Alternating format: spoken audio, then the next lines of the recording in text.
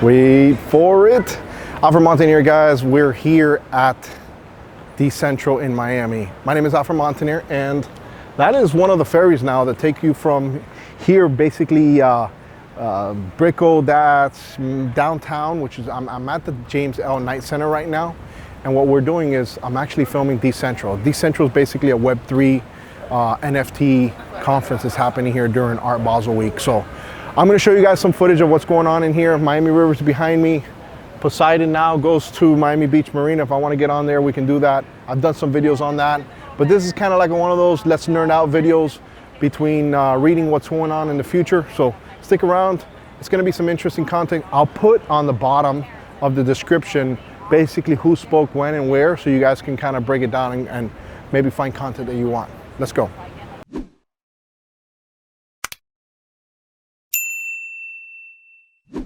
Well,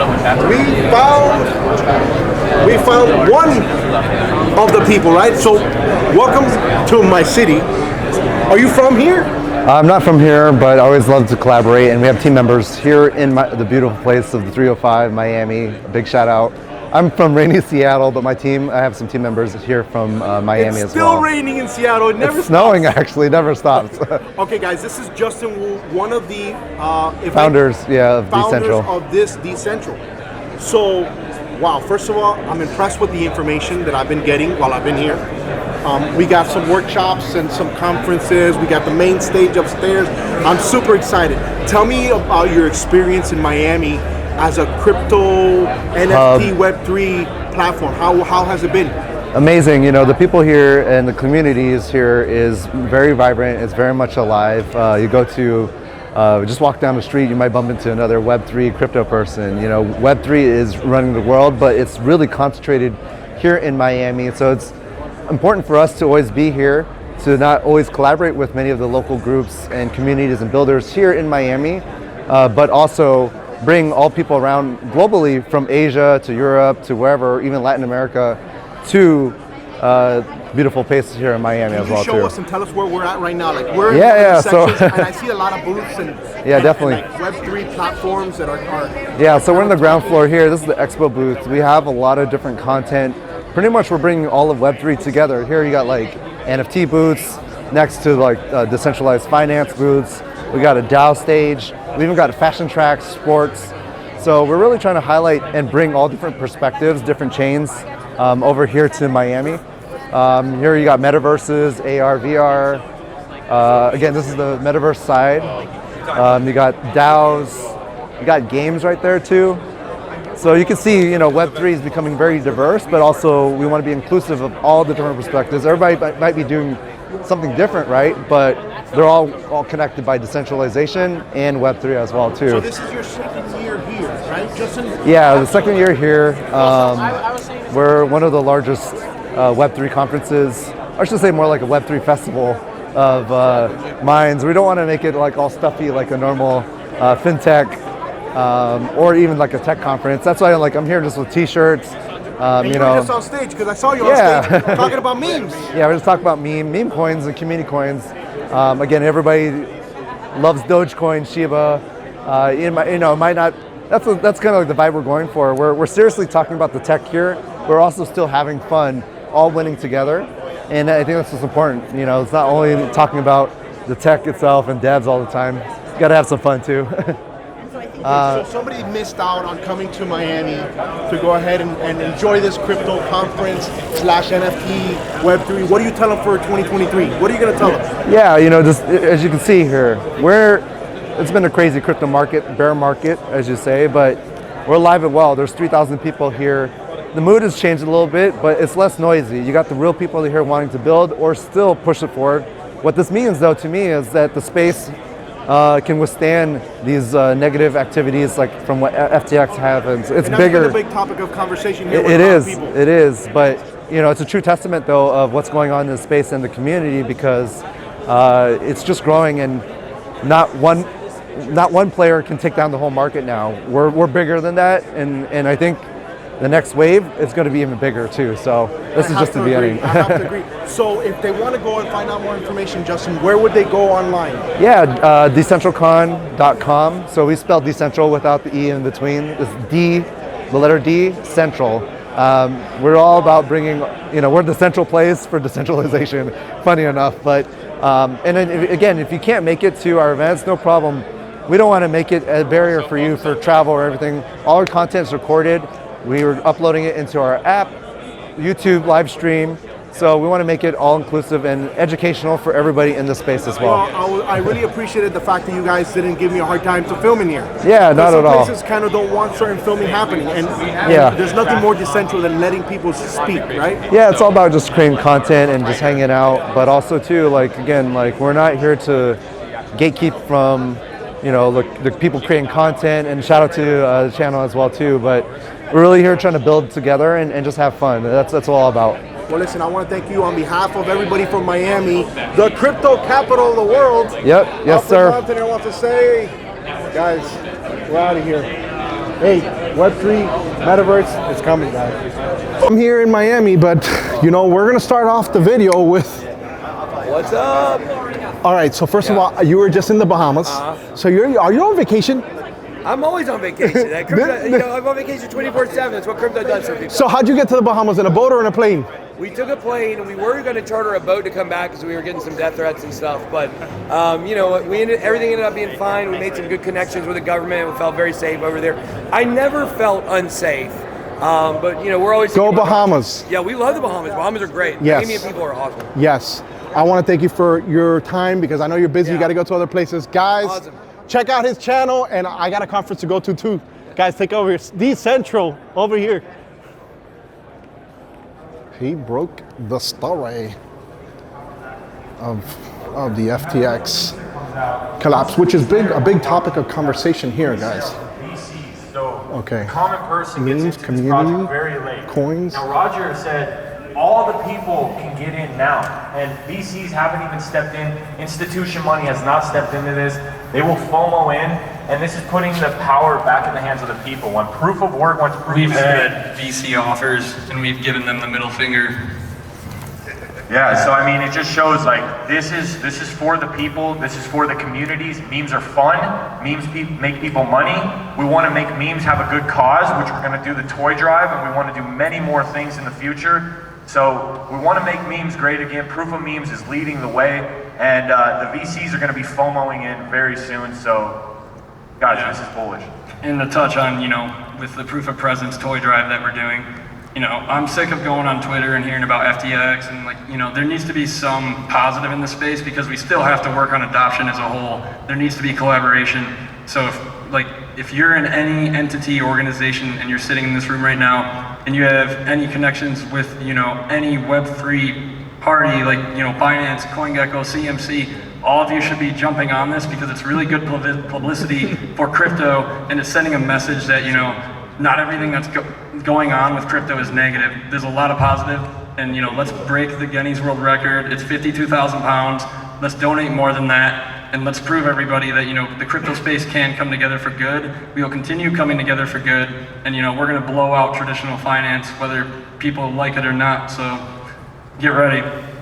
Yeah, I know we have about 5 minutes. I got to ask the audience here and everybody that's watching at home, am I the only one that's crazy to think that SBF is not in prison right now or getting prosecuted? He's speaking at New York Times. Can we hear some noise if I'm right? Am I off on that? It's how is this guy speaking at New York Times events when he's lost $10 billion of money, of customer funds? How is Joe Biden in our White House?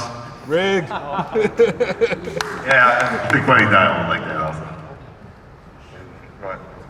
Yeah, well, another point that I'd like to kind of ask you guys too is, people kind of diving into meme coins too, seeing proof of memes as well. You guys are building layer one of that to kind of even have tools to prevent rug pulls on the contract, right? There's so many, evaluating the coins that you're having to separate from.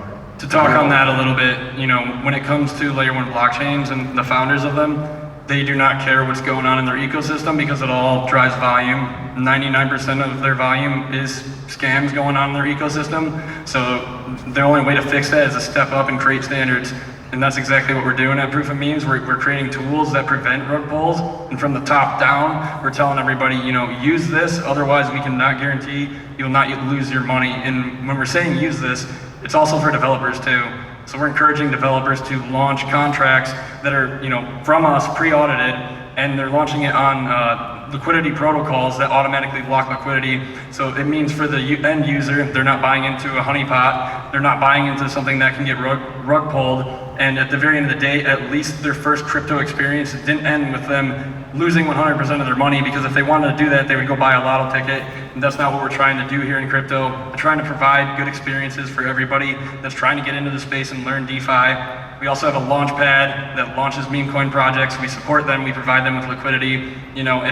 If Vitalik came and offered people, liquidity, startup funds, if he went around to colleges encouraging developers to get into the space, that's another really big issue with crypto right now, is no one's actually going out and attracting real developers. The real developers are sitting in college classes right now, wondering how they're gonna make millions of dollars when they're older. So, community, or especially these layer 1 blockchains, they need to go out to colleges and recruit these kids, because nobody in these colleges is doing that right now. My college, hometown college, MSU, Michigan State, the competition's for like a $5,000 grant, and that's what you get to build. We can go in there with our blockchain and offer these kids $100,000, and I guarantee you we get life-changing products out of them. Off to you guys. Yeah, and Roger's obviously the technical, the brains behind it, but I will say this, it's like, we do need more safety and transparency in the crypto space. There's what would you guys say, 95% of projects that launch out there are probably scams? 90 to 95% of projects are scams, and then the ones that not, 99% of those will fail. So we need people building good products with utility that has a long-term vision. Yeah, so you having those protocols in place saying, hey, this is a safe project from our detector, right? This is a safe project, and obviously you can't guarantee that a project's gonna go up, right? Like, as YouTubers and people that tweet about projects, like, we get a lot of shit if a project goes down, but it's like 99% of businesses fail as well, or 90% of businesses. So it's good that you're protecting the space, because a lot of people see what happens and they want to stay away because they understand that if you click a link, all your crypto could be gone, right? It's the wild, wild west of crypto, and I think building protocols like that is going to be good for the space ultimately. Yeah, you're going to see the crypto kings and actually how we vent out different meme coins, different projects. Our Twitter show, Shill Tank, is what we're known for. It's been growing at a tremendous pace, and that's how we found Proof of Memes. But as much as possible, we just show people. We're going to introduce an interactive Shill Tank, where we show people actually all the checks that we do when we're actually looking for these coins, and try to prevent rugs as much as possible and letting people know about coins. So we're going to have that out in probably the next 30 minutes, I believe. 30 minutes an hour. Yeah, so at 1 o'clock, we love Shark Tank, we love entrepreneurs. We figured, hey, we're gonna make something similar to that. We're gonna vet these projects out. We're continuing to grow, learn. Our audience is learning. We're giving feedback to developers. They're coming back with better products. So it's a fun, interactive show. We found coins through this whole bear market that 5x, 10x, 100x, 5,000x, like Proof of Memes. Everyone's here for decentralization. We all know that's the way and the future. So I want to give a big shout out to Justin Wu for putting this event on. You did a great job, man, and we really appreciate you. And I know everyone here in the communities really appreciate you, man. Thanks. We'll be back next year.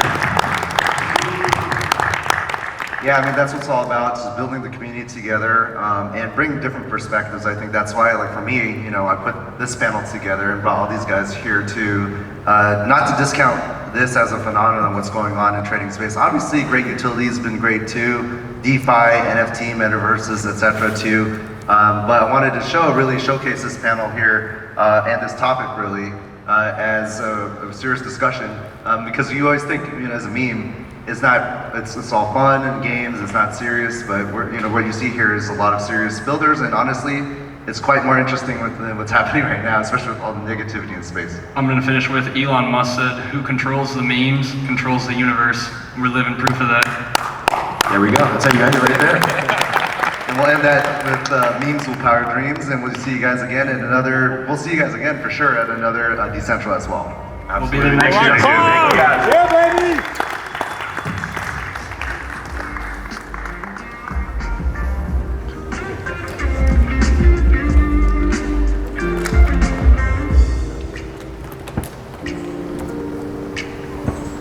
So for our next panel, well, it's not a panel, it's a single presentation. I'm actually recording now, so you guys be careful what you say, so you know, all right? Yeah. Listen, I would hate for somebody to get me when I'm taking a piss on a tree. No hot mics, no hot mics. No hot mics. Yeah.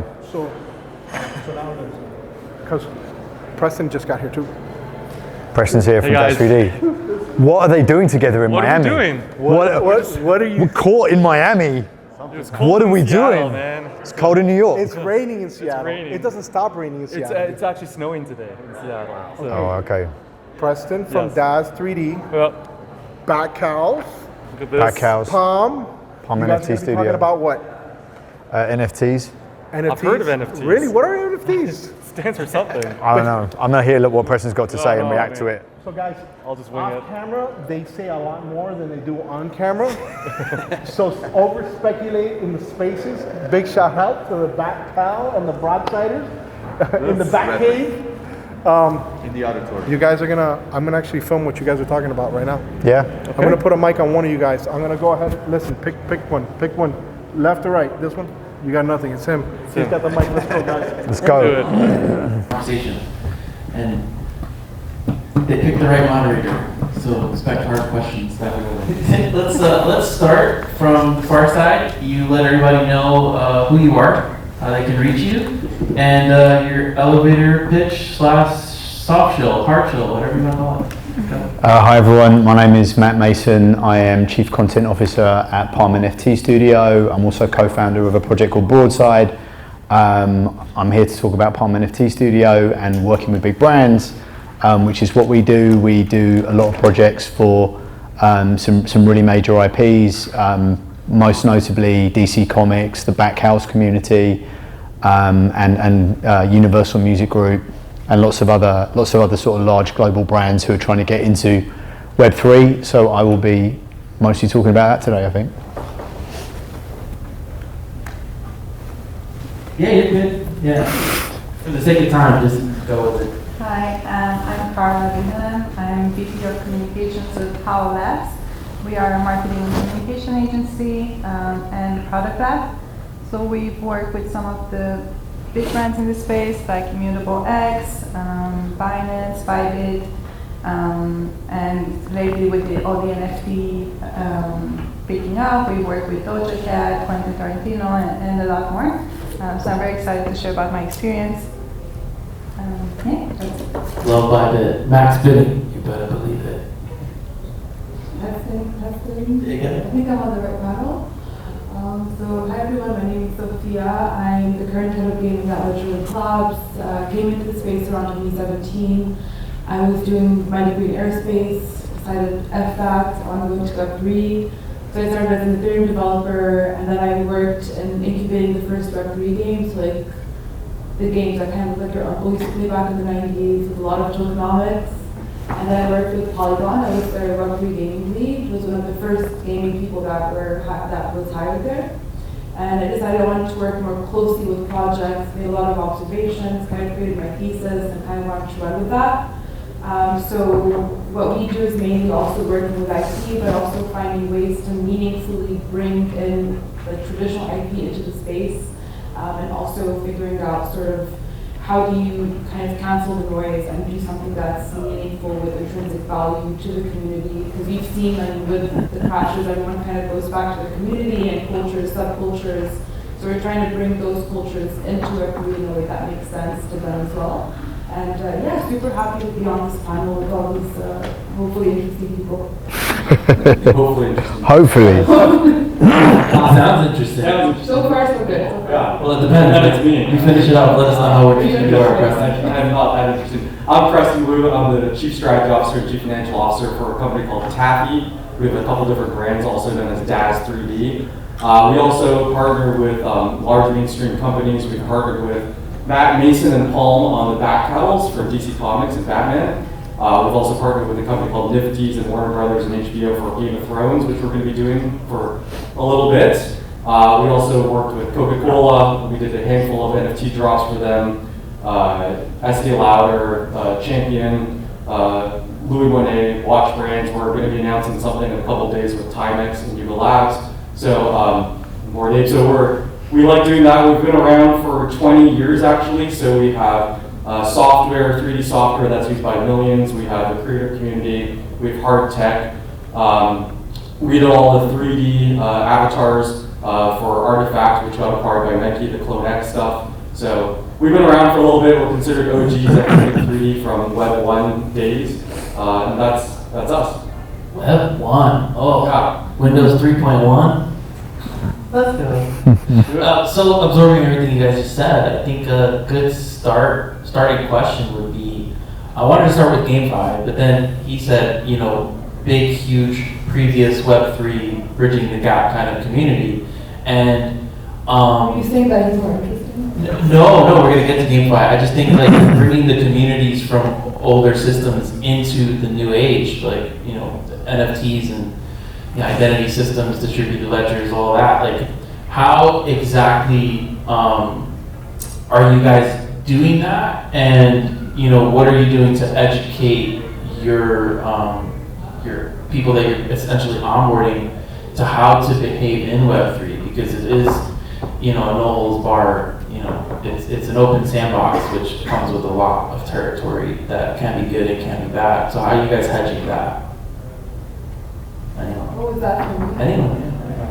No, I mean, in terms of GameFi, it's probably the only or one of the first ways to actually onboard those first billion people into Web3. I mean, the original thesis was that if you told gamers that they can potentially monetize their gaming experience or their time gaming, that they would all flock to Web3. I mean, we've proven that this has not been the case, that people are much more enticed by actual entertainment. You just finish your job and kind of just want to go play some Fortnite and not necessarily have to worry about earning money or, so I think that's, so the thesis that I'm kind of going with right now is how can you create an entertaining experience, but also create a seamless user experience as well, where they don't have to interact with MetaMask, they don't have to necessarily know how to bridge tokens.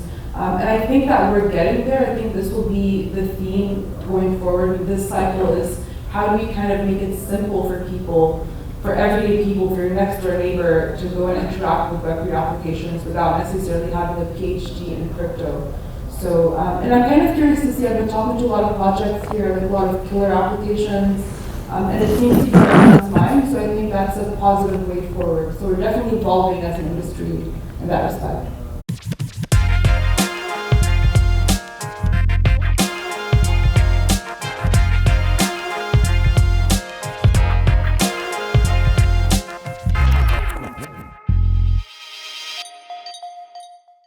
Metaverse, and I think there are a lot of issues. Like the metadata layer isn't here yet. You know, there's a lot of holes in the tech, and it needs to evolve. But we're getting there, and I'm curious to know how you guys are implementing some of these systems that will like hedge for future evolution, because I think that's important. There's a lot of dev stuff that's happening. Like cloud deployment specialists are doing crazy stuff, decentralized metadata layering and making it private, so that way like people on the blockchain can't exploit gaming mechanisms. So like it's going to be huge. But in the meantime, what are we doing? You know, anybody? I can go. I mean, so I think right now the most important thing to do in terms of like the next billion people is meeting them where they are. And a lot of the stuff that we do at Palm is not the most decentralized stuff in the world. So custodial wallets that look more like accounts, pay with fiat, like just making a safe system where someone can come in, they can buy an NFT, it is an NFT, it's on an EVM compatible blockchain, add third-party wallet support later. But if you're talking to a big community that is you know, a fan community for a big brand, or a global customer base of a giant blue chip company, like they're going to get stuck if you say, yeah, okay, go and download this wallet and then connect it here and watch out, don't turn your DMs off in Discord. Like, this is not stuff you say to normal people, right? Like we're too early. We're talking about onboarding the next billion people to Web3. We can't get 100 people into these rooms at these conferences. And that's okay. Everyone in here is early. We're all going to be billionaires, not financial advice. But we are early. Yeah, exactly. But we're so early, right? And meeting people where they are, giving them an experience that they understand, and then show them the magic of Web3. Then show them why it's fun to be part of a community where you've all got the same PFP and all the great benefits and fun and features that you can have along with that don't exist on Web 2. Once people have got their heads around that, once they understand why it's worth being here, then they'll do the extra legwork to be like, okay, you know what? Actually, I do want to connect my MetaMask wallet now. I do want to pull this NFT over here, and so really just sort of, you know, showing people why this is fun first, I think, is the most important thing for us to do. Yeah. Of like, you know, incentivizing them to learn. I've seen that a lot. No, please go ahead. I've seen that a lot actually with this event. Well, with Art Basel, if you see a lot of the events right now are a bit token gated. So you actually need to do that extra step to connect your MetaMask or to connect the wallet and get access to the events. So it's a bit of an educational step, and also, like, yeah, you're getting the perks at the end, you're getting the fun experience, but hey, like, just take the little bit extra step to do the onboarding. So I think that's an interesting way, like perk shops and token gated websites have been really helpful in doing that. And I think it's still important to preserve like the Web3 aspect of it. Yes, it's a bit more painful, but I mean, email was painful 20 years ago too, and it's just the growing pains of the technology, and then it will get easier. But I think since we're early, it's important to still do the things, try to move away a bit from the Web 2 ethos, where it's like, you know, this platform has ownership over everything, they can take everything down anytime, and give a bit more ownership to people of their assets. Spoken like a true DJ. I was just gonna say, actually, I really like Matt's point about that when you kind of walk away from these conferences, like literally like next door to the seafood restaurant like down the street, like nobody knows what's going on in Web3. We're actually like filming a show around here. It's called the Cyborg Sophia Show. Like we just go to the event. We were at the L-Bank event yesterday, and we just talked to everyone. And there was a basketball court right across the street, and we just went there asking people like, do you guys know what's going on at this event? No, it's not Web3. Do you guys know what Web3 is? And nobody knows, which is so funny because like everything that we're building right now is like very tech oriented. And I would even add that my impression is that we almost wanted to stay degen-y because we feel like we're part of this subculture and that we don't want the adults to come in and like rule the party. I never like adults ruining the party, but I'm an adult ruining the party. I'm getting old, I got kids. Still an adult. I would say I agree with everything. Like, we got to make the onboarding easier. We got to make the experience better for like you know, that type of thing. And I'll also say even from accessibility, even you read in the mainstream news and you hear about like Bored Ape selling for 6 figures or 7 figures or other things like that. It also has to be accessible at a certain point too. So bringing, you know, more mass market, like consumer-friendly prices. I think that's a good aspect as well. I think Polygon's done a great job. I think all the companies here have done a great job in like gearing towards that as well.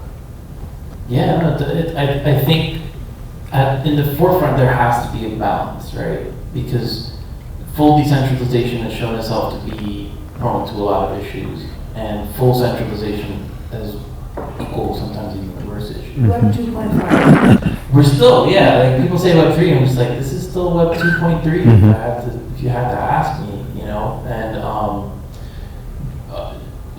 I hate using buzzwords, but bridging that gap is going to be a rough road, and we're trailblazing. So, you know, how you trailblaze is interesting. I like watching how people trailblaze because, you know, one move you make towards centralization today might not work for you tomorrow, and the same goes for decentralizing. You know, I've seen pains on both ends. So the conversation needs to be discussed, and I think, you know, it's crazy how we're having it in the front end, like in front of everybody as a community. This stuff used to be backdoor. Companies were using this stuff, and they just had the system.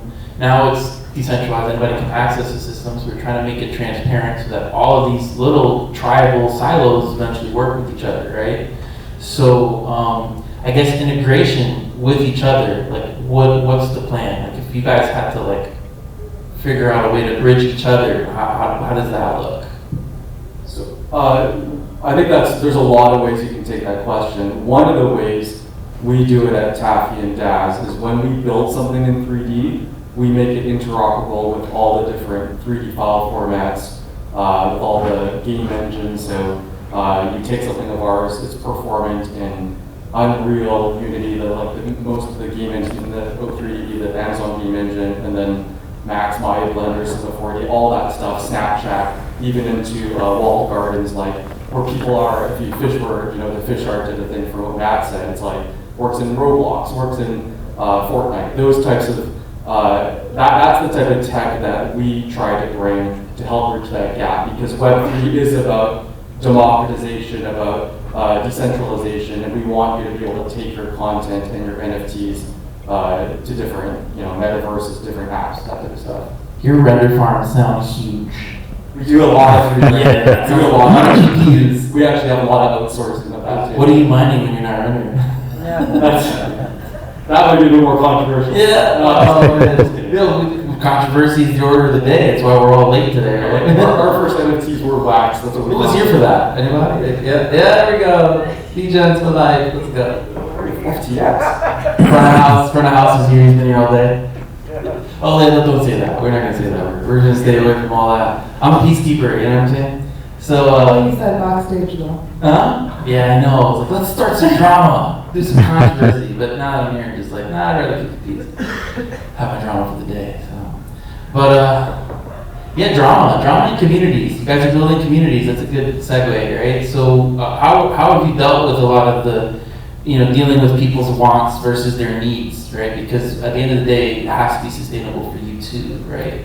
I mean, I can take that question, like, as a DJ myself, being in these communities and working with projects that are trying to build communities. I mean, I think the Discord model is we're kind of going away from that model right now just because it's to kind of have to scroll up all the time, and it just doesn't make sense. Like, it makes so many rooms. So many rooms, so many groups. Like, I'm on so many different groups, I don't even know which groups I'm on anymore. But the point is that the spirit of Web3 itself is that there is that community aspect where you have your hardcore, diehard fans, but then you go and then most people are like, this is going to move and this is going to 10x, and then that's not what this is about. So I think that the real fandom is still lacking. I think there is hardcore fandom, but in general it's mostly retail investors, like very speculative. And yeah, I think the drama is good in general for the project. That's kind of like free PR.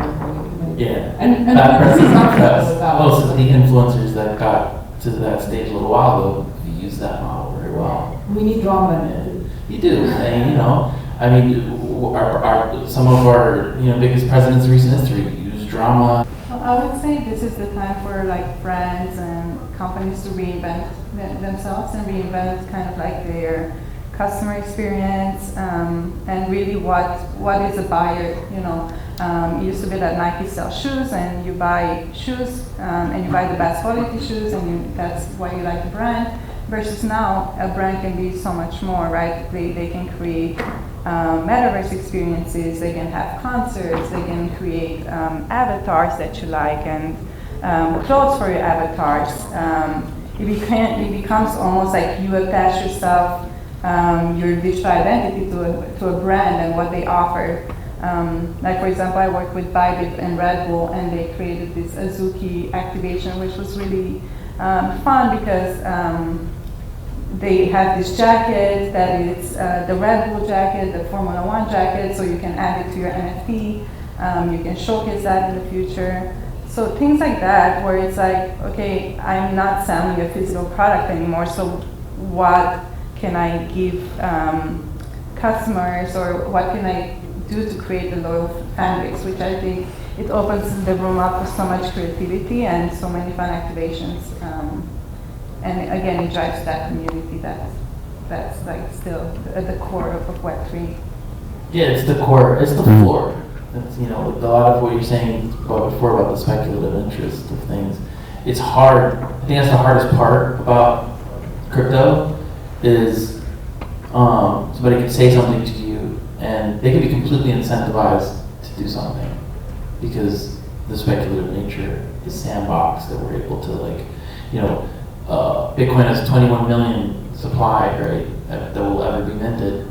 And that taught us that, if you put a finite number on a supply, the number can go up a lot, right? So let's make 10,000 items. So if 10,000 people hold them and 10,000 people more show up, parabolic price movement. That's great, right? Until it's not. And you got a bunch of onboarders that came because the number went up and they're just like, I want to buy this, let's go to the moon. And then dealing with those people and trying to inform them and educate them that we don't know what the whales are doing. We don't know what these people are doing. They're coming into the space and pumping it up, and right, they have incentive. We have to deal with that, also educate our communities, right? And I feel like that's important. For everything I've ever done is when you're onboarded, you just understand you're a little bit late. A little bit late. We're early, right? When it comes to adoption, but as far as financial benefit in the open market, how much blood can you squeeze from that rock? How long can it serve you, right? Impact, all of these different things.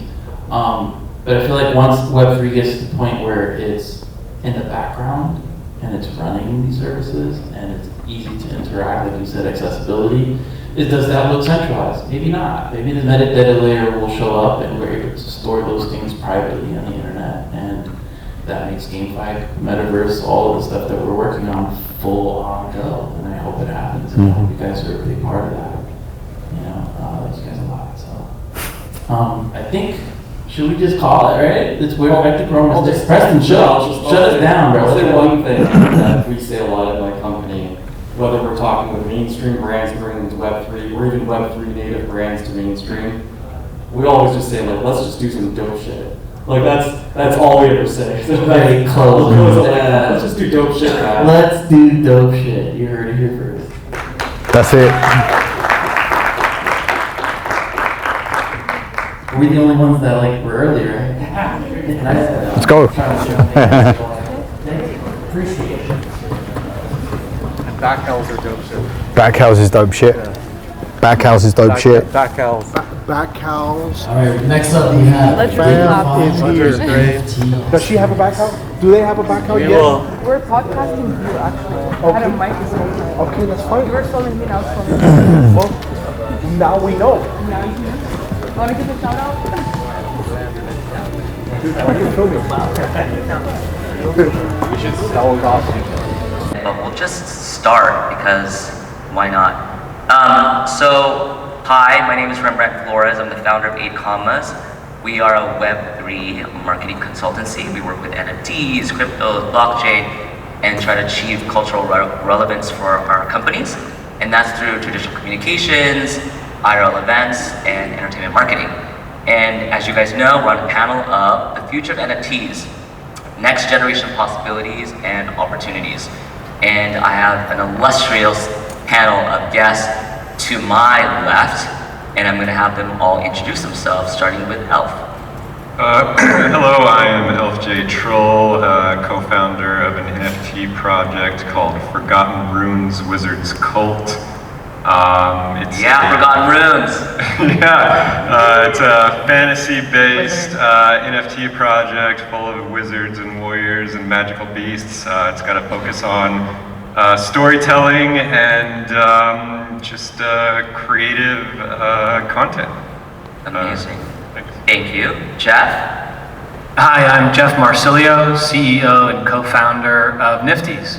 We're a platform for launching and managing interactive NFT programs. Probably most famously partnered with Warner Brothers for The Matrix, and just recently announced a big project for Game of Thrones. No one's heard of Game of Thrones here, right? Okay, that's what I thought. Lauren. Hi, my name is Lauren Halstead. I head up business development at Chainlink Labs for sports, media, and entertainment. Since I've been at Chainlink, we've really been working on pushing forward the dynamic NFT movement, which is putting real-time data on chain to have the NFTs update. Some of the projects I've worked on is the National Basketball Association's The Association, LaMelo Ball NFT, among many others. Thank you. No, thank you. Thank you for being here bright and early.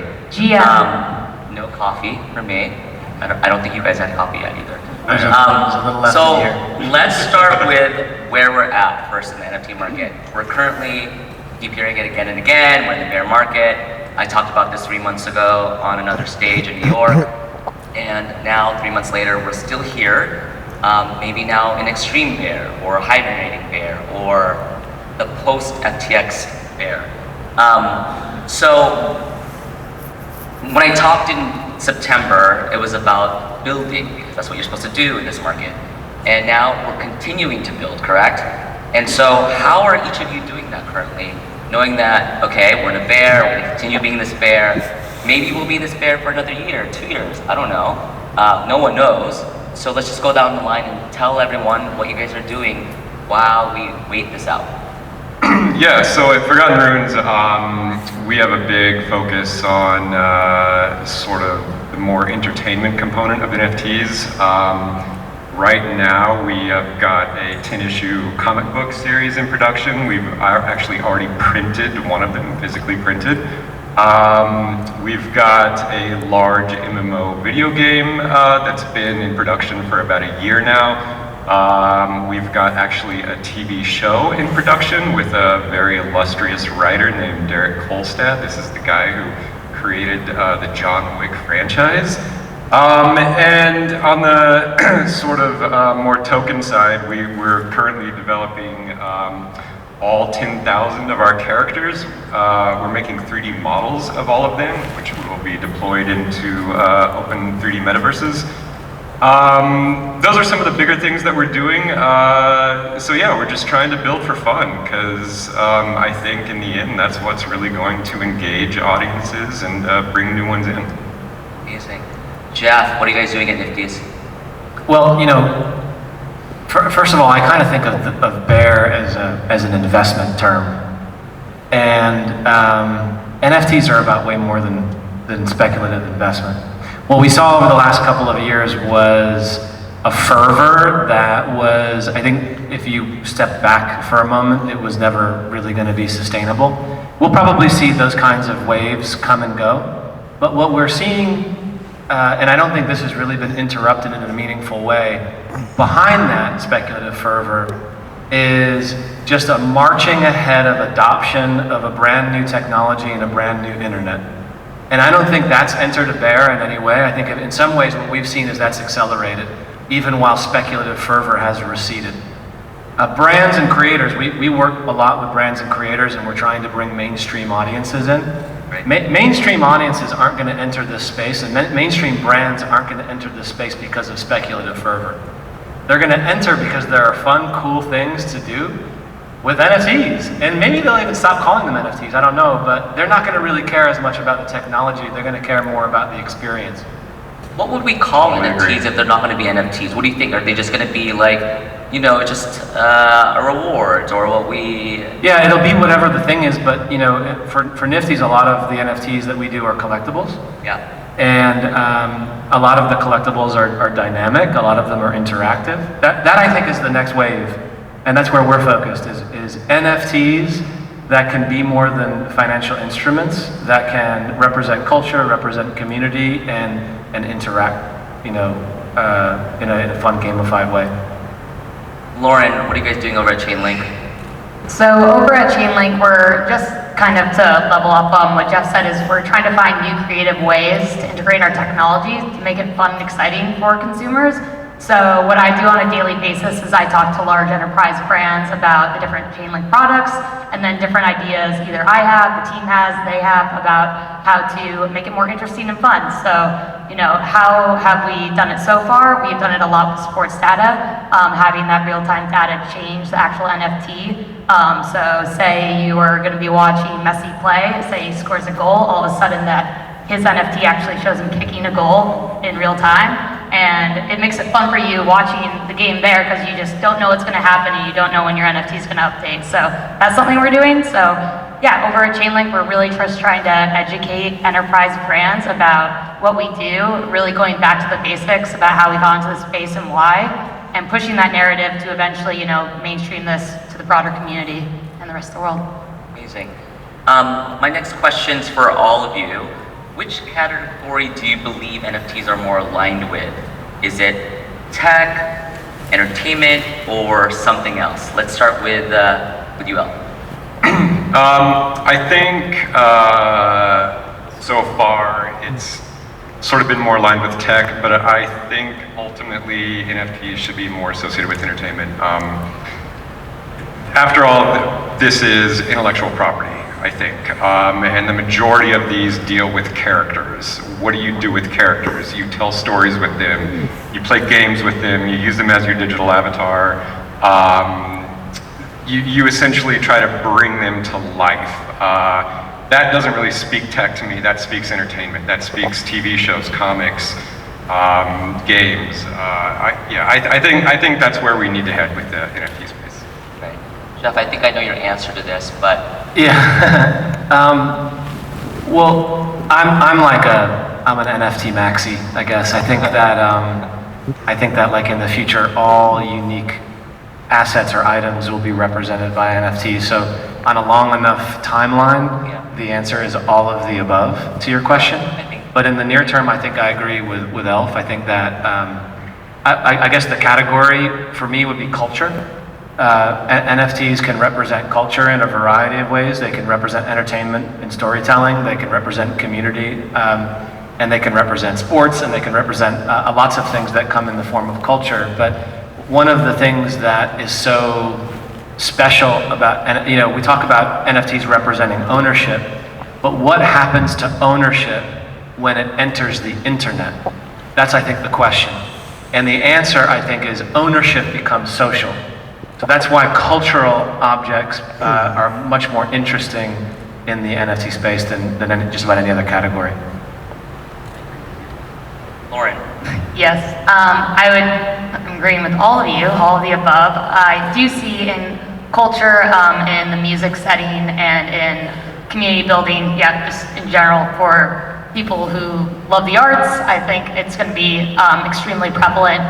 The tech aspect would be, that if you imagine an NFT as a cookie, like an internet cookie, and that cookie is being passed around across the metaverse or across the internet, it's collecting different data points that can be used to then go inform somebody what that person's interested in to broaden their community and show them other things they're interested in.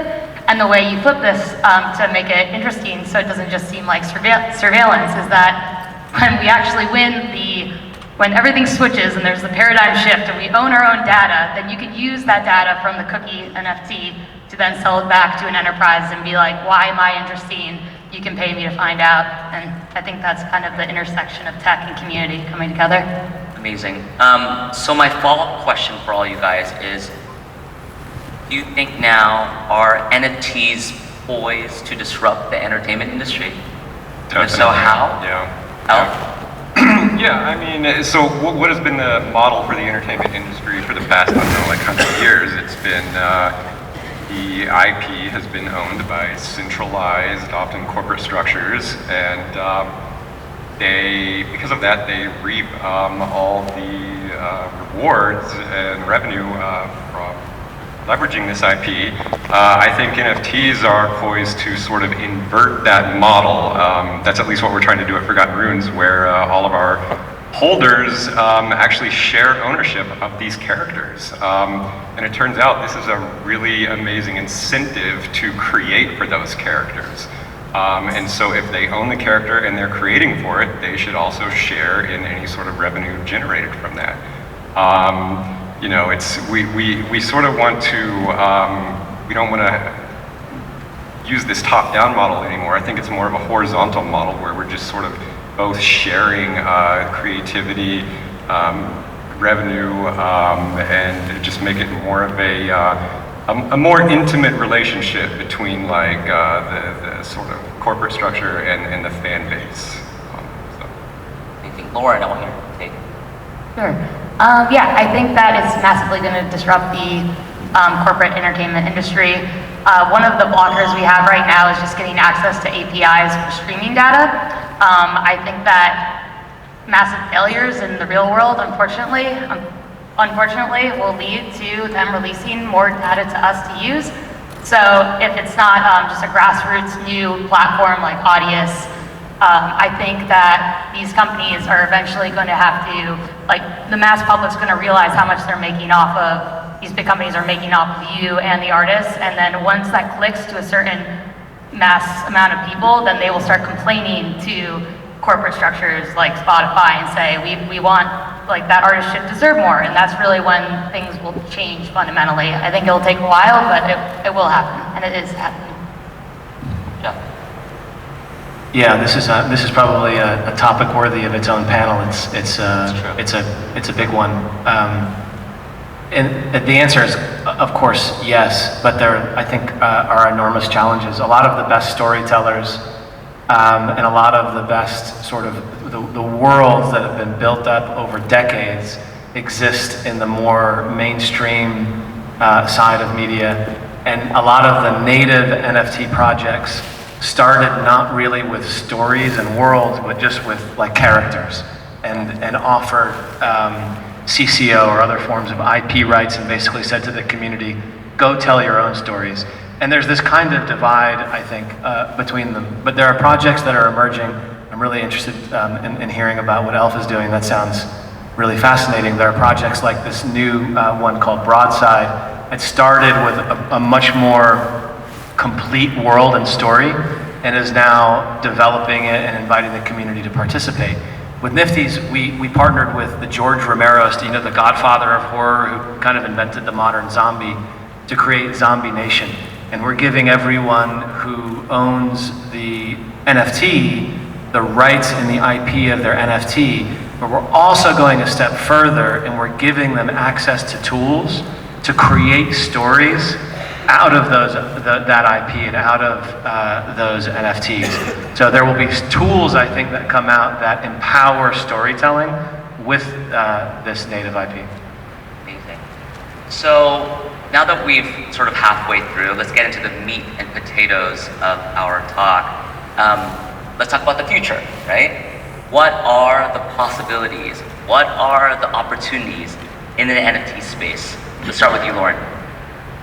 Yeah, I'd love to mention music NFTs. I know it is a buzzword, but I do think music NFTs are coming, and I think there's a lot of things you can do with the streaming data. I haven't yet really been able to work on a specific music NFT project in real time where a new artist is having their NFT change in accordance to what's happening with their streaming on a platform, and then this unlocks many, many things. So you start a fan club, and then all of a sudden you can give them swag, you can give them all these different benefits to that NFT. So I think that's coming, and I think, like, it's been done well with certain NFT collectible communities now, but I think there's tons and tons of space for this to happen in music, and I think everybody in music wants it to happen too, so I am really excited about that in the future.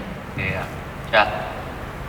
I think the last wave of NFTs, we were all talking about utility. It became this crazy buzzword, and everybody who launched a project, sold an NFT, had this laundry list of utility attached to it. And they sold their NFT, and they quickly discovered that delivering that utility was costly, it was time consuming, their organizations weren't set up to do it, and they had to do it forever. And it was really kind of scary.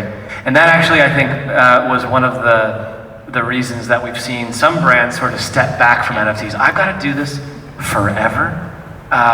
So I think the next wave, the next opportunity, at least where Nifty's is most focused, is what we call utility at scale. Utility that is powered by technology and not powered by just money or people at organizations who have to constantly sort of churn the wheel. So, infrastructure that provides for utility at scale is coming, and I think that will be that will power the next wave of NFTs. So Alf, I have a question before you start. So he just said forever. So forever? Are you prepared to do this forever? So this community you're responsible for forever.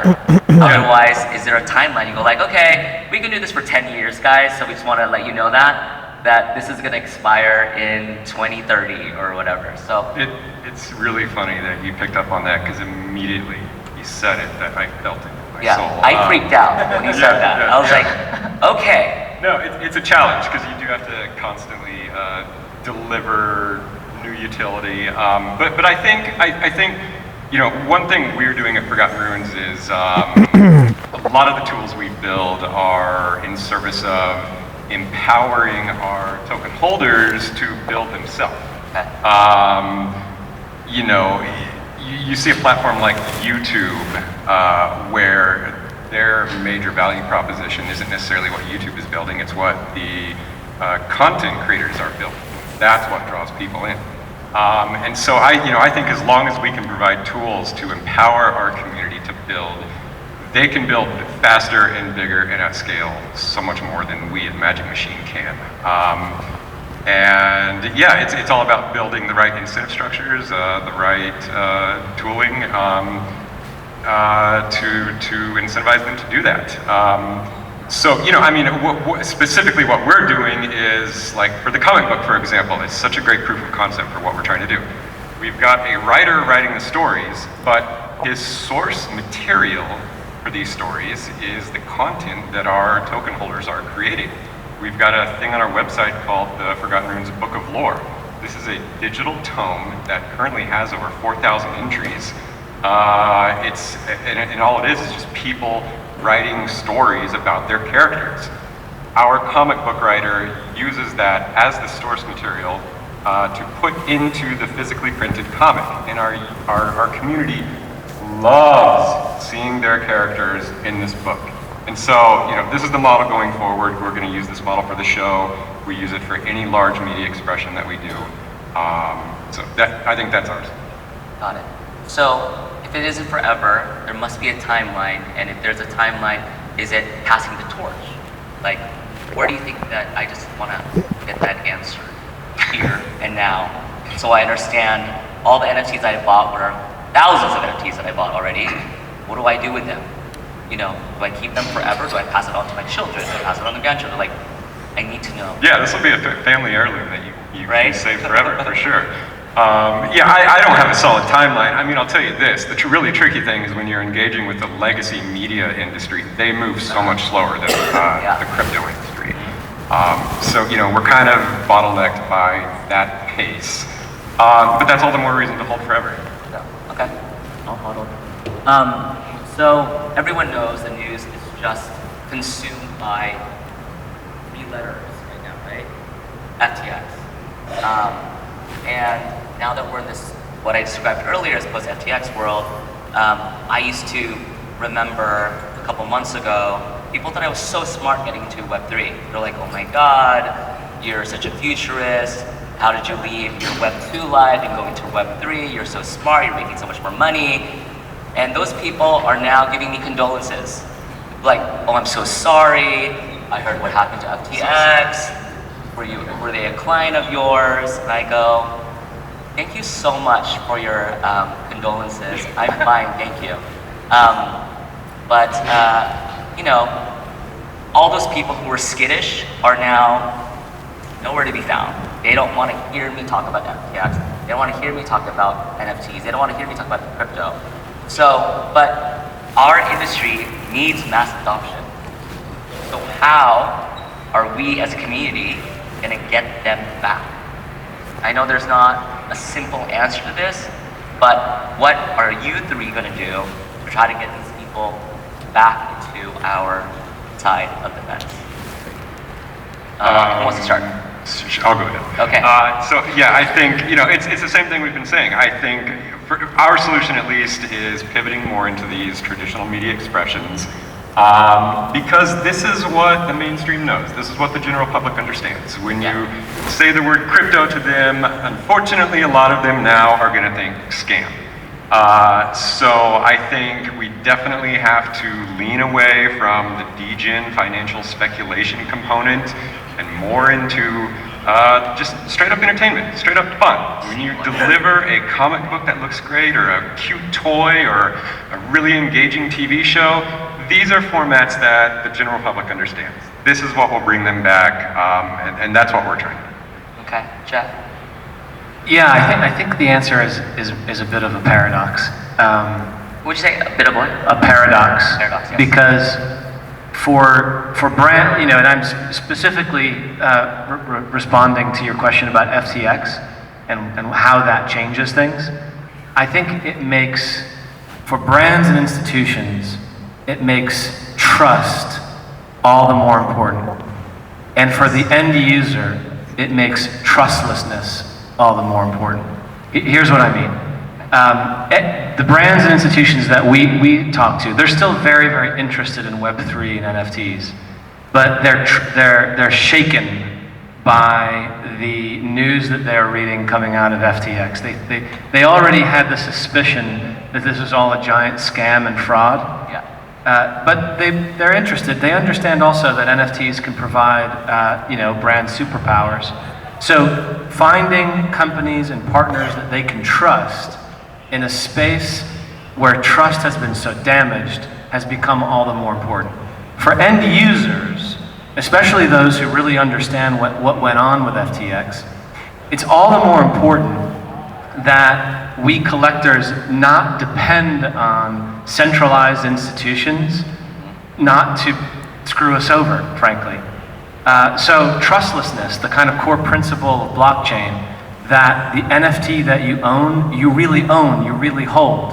And some central entity, whether they exist tomorrow or not, your ownership doesn't depend on them. Trustlessness matters more for the end user. Right. Trust matters more for the institution after FTX. I agree with you. Lauren. Yeah, no, I think I'm agreeing with both of you. I think what people need right now more than ever is transparency into what's happening. So something like FTX seemed very bright, shiny object, sponsoring all the biggest events all around the country. Arena right around the corner. So once you see that, destroyed, like what happened? Everybody wants to know what happened and how did they get to that point. And it's really about us educating them how that happened and then introducing them to products. And projects like Chainlink, one of our things we have is proof of reserve, so you can actually know that an asset is backed fully and that there's no debate. It's cryptographically proven. So I think right now we really just have to focus on teaching people the core principles.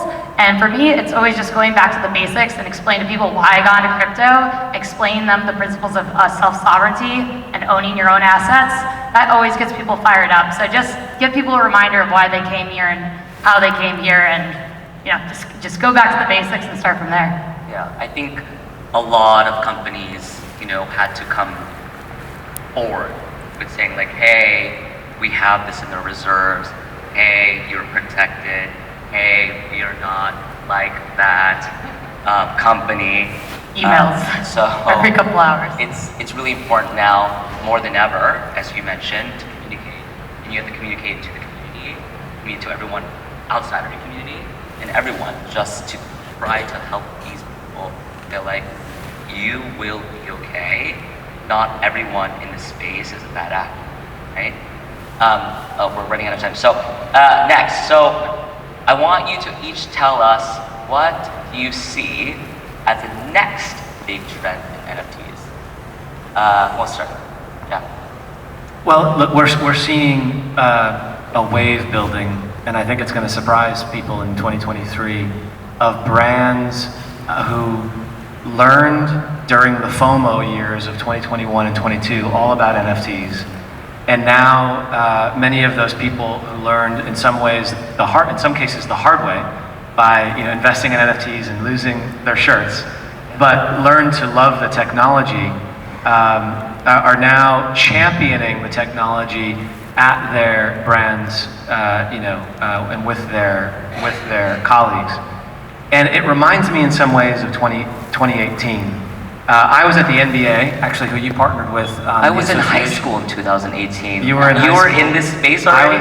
I was at the NBA, and many of us, myself included, had learned about blockchain during that wave of speculative fervor in 2016, 2017, which crashed. And in 2018, we all thought, wow, this space is really scammy, right? You remember, just like we feel now, frankly. But we also many of us had been educated on the promise of the technology. And there weren't CEOs breathing down our neck, asking us, what's your Web3 strategy? We were just, you know, people at a brand who thought this technology was really great, could bring cool experiences to our customers, and wanted to experiment with it. That, I think, is what's happening now at a much, much bigger scale. Now there are all these people who learned about NFTs during the, you know, the frothy years, and are now, frankly, under a lot less pressure, who are coming into the space to experiment and create real experiences. I think what will be different, in a good way, is rather than brands coming in and saying like, well, how do I quickly get as much money as possible because I suddenly have this item, you know, in my budget that I have to hit. They're gonna come in with experiences and they're gonna have a lot more NFTs that they give away for free. So the wave that we'll see are marketing experiences, marketing budgets coming into NFTs in a huge, huge way. Lauren. Yeah, I'll just play off that. I completely agree, and I'm always surprised actually on calls how many non-crypto natives who have just been learning themselves at these big corporations and tell me these ideas. I'm very excited that they've gone down the wormhole and really thought about these things through. So then the next wave will really be is, you know, this stuff is, dynamic NFTs are happening, and I think what I learned in the past year is, as everything else, this just takes a long time to get the result you want. So when I'm on calls with these big brands, they want to do everything, like, the sky's the limit, and they want to do it right now. So I think we're just going to have to set expectations a little bit, and then we're going to be rolling out some pretty advanced dynamic NFTs that will lead to user experiences, and then highly, highly curated events that all the people who hold the NFTs actually want to go to and will be interesting and will be more similar to a Web 2 experience you're having right now, but you know, Web 3, which will be even spicier. I love that. Last but not least, Al. The term metaverse was hot 6 to somewhat a few months ago. I still see a lot of promise in that. I think the biggest challenge there is getting people to understand that the metaverse is not just a VR app created by Mark Zuckerberg. It's actually much bigger than that. You know, these open worlds take a long time to build. I think a lot of people are wondering, like, why isn't the metaverse here yet? It takes a long time to build. And so I think that the feature of the metaverse that I'm most excited about, though, is the interoperability. If you're building a meta, open it up. I'm really fascinated by the idea of using your character tokens across multiple experiences. And so I see a lot of promise in that. Amazing. I know we're out of time. I want to thank you guys all for listening to us. Thank you to our panelists, Lauren, Jeff, and Elle, for joining me on stage. And stay in NFT space, guys. We're here to stay. So you guys should all stay with us. Thank you, guys. Thank you. Thank you. Thank you.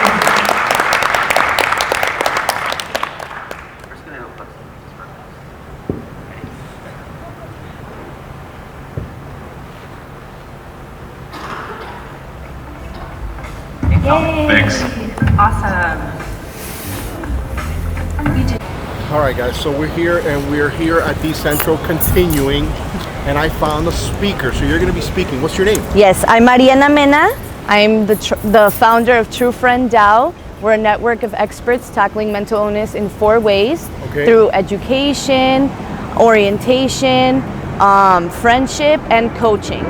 So through those 4 ways, we are on a mission to truly raise mental health awareness and help people help themselves and reach their full human potential. Okay, so are you from Miami? Are you visiting from Miami? I am visiting from California. So what, okay, so I always tell people Miami's becoming the crypto Web3, you know, capital of the world. What's your opinions on that? I agree. I mean, I definitely think there's a lot of hubs, but Miami's culture is just so special. I love that there's so much Latin culture here as well. So I don't know, like I think that it's just gonna be one more, you know. So what a nice venue. Have you already spoken? Or are you gonna speak already? I am about to speak. I'm actually meditating, visualizing right now, you know, using my expertise to prepare, getting the zone. I'm sure you'll be all right. Yes. Okay, so if somebody can't be here, give them a quick overview of what you're gonna talk about. maybe they can go to Dcentral's YouTube channel or webpage and see your whole thing. Definitely. I think there's going to be a stream on the website, on this Dcentral website. Okay. Not too sure though, but for sure on YouTube. We're going to talk about DAOs and community, and why it's so important to build community for a DAO, what's the importance of a DAO, where we're going with Web3 with DAOs, and all the initiatives that can be provided as a founder, community builder. Can you tell the novice what a DAO is? Yeah, so a DAO is a decentralized autonomous organization. So decentralized is meaning one, instead of one person holding, the company's power, it's a lot of people holding the company's power. Autonomous, well, it's various people running the thing, and organization as an organization. So it's a super cool way for organizations to have more than one founder, more than one partners, contributors, and actually be, owners and see the benefits that the company would have. What you're doing have to do anything with NFTs or anything like that, or? So later on, I might release an NFT collection, but right now I'm just focused on building the community, so establishing the DAO. What inspired you to go ahead and start this? Well, I see this as my purpose. I'm a very spiritual being. I literally had a vision of what I'm building now, as myself as a voice in this world, as motivational speaker, a thought leader, etc. So when I had that vision, I claimed it and I shot my shot. It resonated with what I was doing. And now I'm here. So you just have to listen to that intuition, that good voice, and go with it. Great. So how can they find out information about yourself and your DAO and all that good stuff? Yeah, so True Friend DAO is going to be opened up to the public this end of the year. But you can find us right now at truefriend.com for a little overview of what we're... trufriend.com. You can find us on the web, and on Instagram you can find me at truefriendari and TrueFriend DAO for the organization's pages. All right, guys, we want to thank Ariana here for doing what she's doing. And what better place than to be? Look, you're in Miami. You have literally a tiki passing through here, and we got crypto and Web3 happening at the same time. It's so amazing, seriously. Like the energy, the synchronicity, it's awesome. We're all meant to be here at this moment, so we're just enjoying life, living it to the fullest. Miami 2022. And this is the place to be. Dcentral, let's go. Let's go. So we're recording right now. First of all, introduce yourself. Let me just pull this up. Oh, sorry. Go ahead. So I am the architect for the show. This was the floor plans for what was going to happen back in August. So yeah, I'm Jay with Mirror Vision Labs. I'm wearing Mirror Vision Wear AR. I just debuted at the show. This is a 3D printed DIY augmented reality device. You can put your smartphone in here. I'm actually using a little Raspberry Pi, and I'm just watching videos of my video games and metaverse projects. This is a bowl made out of origami because I'm very bullish, even in this bear market. Okay, so right now you're seeing stuff on AR, and this is what you gave Dcentral? Yes, so Dcentral and I have worked together. I worked with them the last Miami show and this Miami show. This was the NFT gallery. Because of the bear market, we kind of went a little bit lower budget on what we can actually do. But originally there was going to be this like 20-foot ape right here, right in front of us. There was going to be, we still kept the immersive gallery. Okay, so what can you see on that unit? So right now, and I'll put that in the camera so you can see, right now I actually see Mirror Vision, my digital fashion. So it's an NFT. I have different videos running throughout the day, like my Dcentral gallery. I'll show you this actually. So, okay, let me see if I can see this. You have to kind of probably go at an angle. What do I have to do to see? If you just like kind of go through it, you'll be in here. Oh, okay. So yeah, that's about the right distance too. Okay. So it is a transparent image, like a hologram. What's happening is that the LCD screen is just reflecting into the curved glass, and you see it in your eye. Stereoscopic, so it can't be a full 3D image, and it's. And you made that? You made this whole thing? This is an open source design, so it's 3D printed. I'm trying to make it easier for people to get into the metaverse. So I've been walking around the metaverse at this metaverse event. So you've been talking to people, like right now you're talking to me, and if you want to, you could be watching something else. Yeah, so right now I'm actually in my Decentraland gallery. So actually now I'm back in the metaverse. You're in Decentraland right now? Right now I'm in Decentraland, yeah, because it's just doing videos. But yes, you actually can run Decentraland or any game in here because this is a Raspberry Pi. Even though Decentraland actually doesn't have a mobile app yet, this is a way to actually do Decentraland on mobile and virtual reality. Okay, so the metaverse is here. Is that what you're saying? Yes, so at least as far as what I'm seeing here, I am in the metaverse, and because I am also the metaverse architect, I do visualize these things that don't exist. You know that's going to be an art piece, right? This bull right here. Yes. It's gonna be basically famous because, guys. Yeah, so this is a Mirror Vision piece I created a few years ago during the bull market. That is so funny. And I want people to remind that, even though we're in a bear market, there's a good time to buy the dip. Okay, well listen up. I want to thank you for letting us know that. That's why I'm here, to show creative people and the future of what's coming within the world. Guys, Alfred Montaner continues here. DC. Decentral? Decentral, right? That's exactly what it's called. Dcentral Con. Dcentral Con Miami. All right, so yeah, I'll give you $50 for the helmet. Let's go. Come on, let's go. Let's go. All right, guys, I'm out of here. Let's go out of here. Damn, I want one. Cool. Open source, guys. How can they find out information about you? Maybe they want to do some open source stuff on there. The jrosen.design is the best way to find me. That's the website. What is it? jrosen.design. Okay, let me see if it comes up on the camera. Yeah.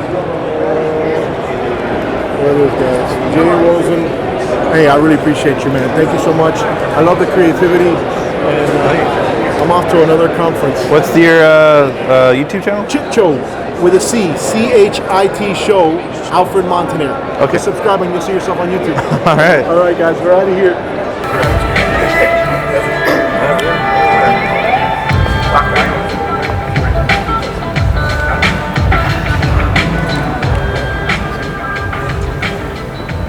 Hey. Wow, that's really loud. What time is our cutoff here, by the way? No, but what time, how long do we have? Oh, we have 16 minutes. Holy crap, we're running out of time, folks. This is bad. Welcome, my name is Ben Armstrong. I am with a little bitty channel called BitBoy Crypto. I'm here with Clinton Donnelly. You want to talk a little bit about, they know me, tell them who you are. My name is Clinton Donnelly. I run a company called Crypto Tax Audit. We've been doing crypto tax returns since 2018, and now we're specializing, but we've extended our practice to defend people being audited by the IRS. It's such a need, and we have an insurance product that basically helps people do that. Yeah, well, obviously, crypto taxes are a question that we get asked a lot about in the world of, crypto influencing or, kick down your door journalism, like I call it now. But the fact is that this is a very misunderstood, topic, because I'm not a tax expert. How many of you guys in here are not tax experts? Virtually everybody, right? So the idea that I can explain to you how exactly you should be doing your crypto taxes, like that just doesn't fly. So we have to go to the experts that have the background in this. And when it comes to, I want to share, before we get into letting you speak and answer some of these questions, I want to just give everybody an anecdote of something that happened to me last week, which is I sat down with a couple FBI agents, maybe it was 2 weeks ago, and had a conversation with them about various topics. One of the FBI agents was also a former IRS special agent. And this is the conversation, this is the question that I asked them, and this is their answer, and I'm gonna let you comment on it, okay? I said, look, who is the IRS going after when it comes to crypto taxes? And she said, if you're trying to do the right thing, and you're trying in your best judgment to follow the law, if you are using a CPA, and that CPA maybe makes some mistakes, but it's not malicious, they're not literally trying to hide, then most likely you're gonna be okay. They want to go after tax evaders. Everybody feels a little antsy in the space because the rules are not super clear. That's why we need the experts. But I think people that go into this of the idea that oh, I'm in crypto, so they're definitely going to arrest me because my CPA made one little mistake here or there. That's not reality, but you do have to do the best of your ability. So I want to share that with you guys because I know a lot of people are always antsy about this topic. I don't think you need to be as antsy as you think you do, as long as you're not doing things literally illegal on purpose. What are your thoughts on that, Clinton? That's very true. I've listened to the director of the IRS criminal investigation group. He said, our goal is to encourage people to be compliant. We know from statistics that the IRS provided, there's roughly 33 million crypto owners, according to the Gemini research. We know that only about 8,000 or 8 million people had actually checked the box, yes, on the tax return that I handle virtual currency. That means we're in the neighborhood of 25 million taxpayers, adults in the US, that are acting fraudulently on their tax return. And I talk to a lot of them. A lot of them are, I filed my tax return, I just don't tell them about my crypto. Or I only tell them about some of my crypto. Or I know major influencers, they just don't file tax returns. And when you start doing that, you fall into a dark hole you can't get out of. Because you don't want to file the next year because you didn't say the year before. And you don't know how to get back to a safe place. And it's a scary thing. I have a client who had 2 IRS criminal investigation agents come to his door, these guys with the guns and the badges, and they wanted to talk to him about his tax return, or the lack thereof. He called me after he pled guilty to tax evasion. Oh, wow. The IRS, everybody should understand this, the IRS commissioner, the IRS brings in $4 trillion of revenue to the U.S. government. The commissioner said, I can bring in $1 trillion more if you give me the money to go after criminal enforcement. And on August 16, Congress did that. They gave what's equivalent to 3 times the budget of the FBI to the IRS to go after criminal enforcement. You don't report your cryptos, they consider that a crime. It's a felony. And it also comes with a $250,000 penalty if you are actively and willfully not reporting. But you're absolutely right, Ben. Yeah. There's a lot of people that just don't know. They're overly cautious or afraid, or and your accounts are confused. Do your best.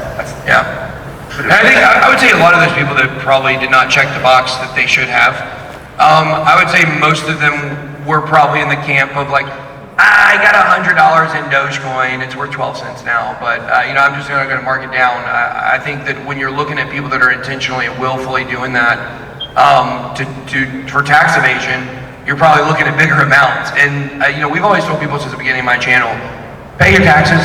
You need to pay your taxes. If you don't pay your taxes, there's no point in making gigantic gains if you're going to have to hand them back over because of enforcement. But let's tackle this, Clinton. Let's go from the perspective of how many people in the audience got in crypto in the last 11 months since the beginning of this year? One guy. Literally was that one guy.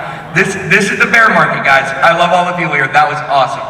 So so this is for you. This is for the one guy, okay?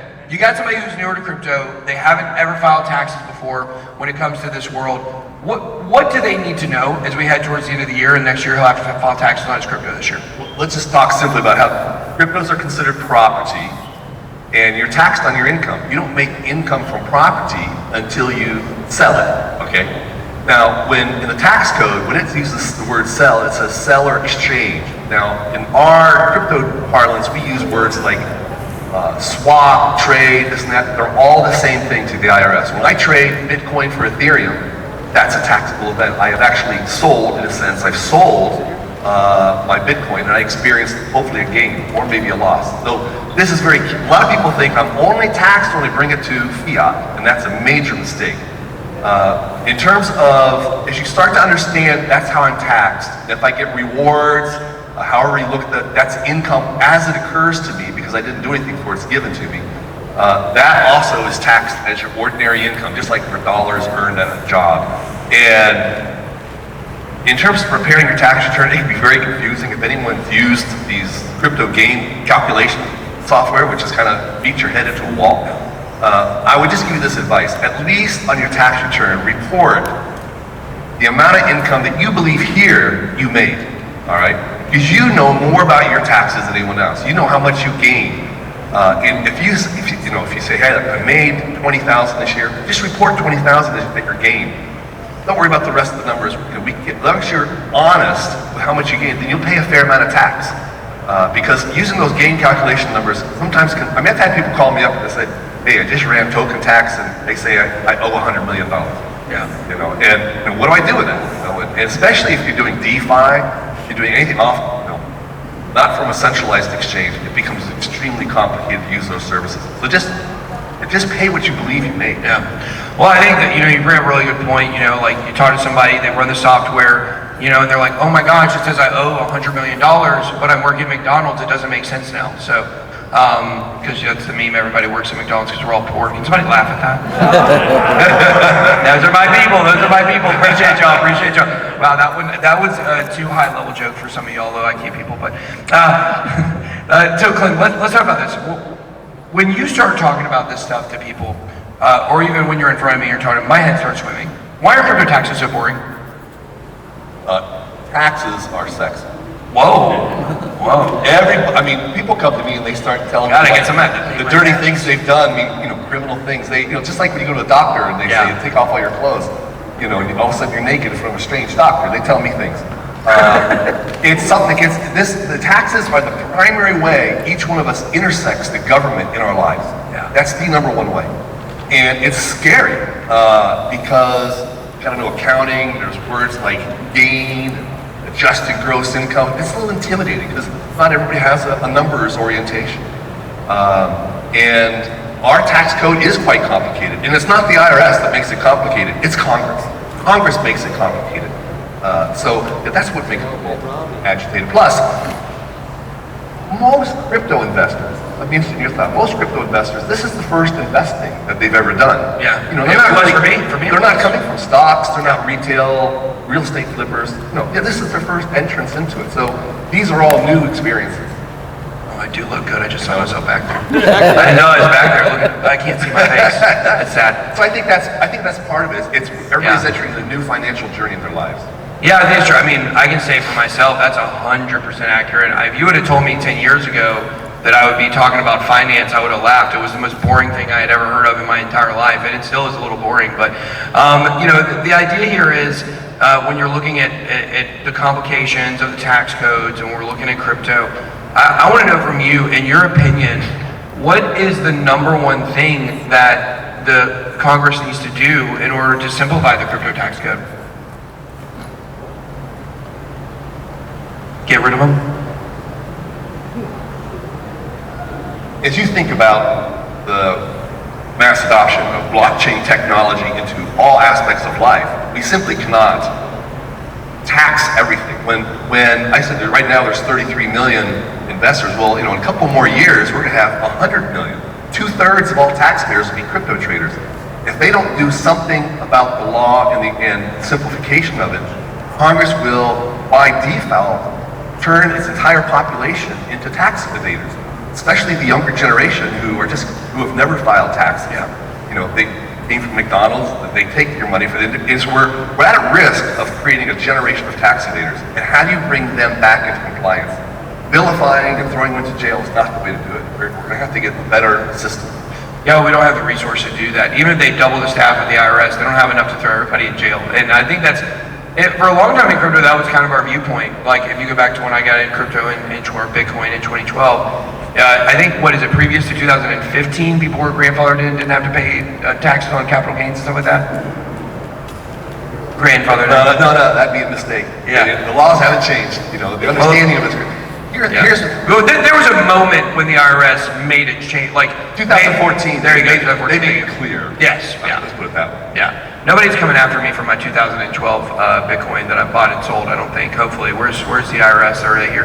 Well, I will say this. The IRS is still auditing 2017. This is the point. They don't have the resources. So even if they were to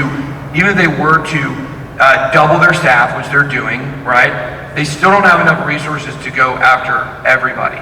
But for the people that are here, if you've done well and you've made money in crypto, then you are opening yourself up, by making mistakes right now.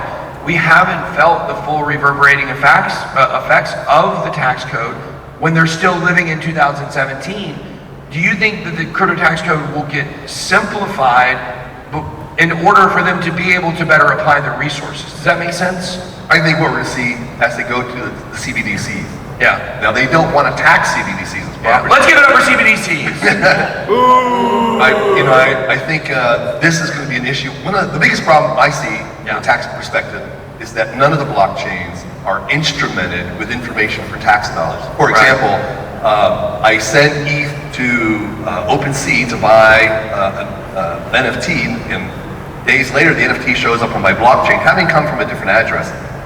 The blockchain doesn't connect these two events. Yeah. And so it's really a lousy ledger from an accounting point of view for that point. I think you'll see with the USDC that you're going to see more instrumentation. I think it'll be a trendsetter back into the block. Now you said USDC, you believe USDC is going to be the CBDC? Not CBDC? USDC, I'm sorry. I'm just nervous. Might have been a Freudian slip. I think it will be. He knows. Well, he knows. This guy, my guy Clinton, he works for CBDC. Look, I think that when we're looking at tax laws, it is very complicated. They do have to be made easier over time. The CBDCs will definitely, I think CBDCs, as bad as they are, and we don't want them. Who in here wants a CBDC?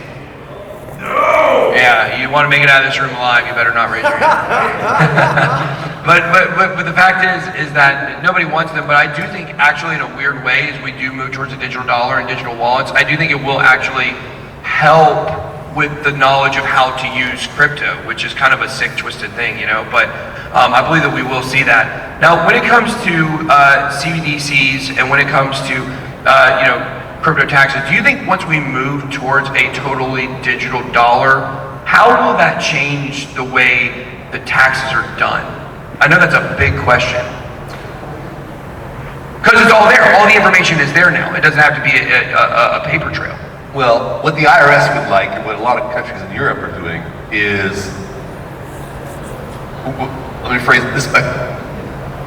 The US tax code is a voluntary tax code. You tell the IRS how much money you made, and you voluntarily pay the tax. Yeah, absolutely. And they audit to ensure that people are compliant. Over in Europe, the tax man already has instrumented access into your bank. I can say this for Spain in particular. I know a lot about Spain.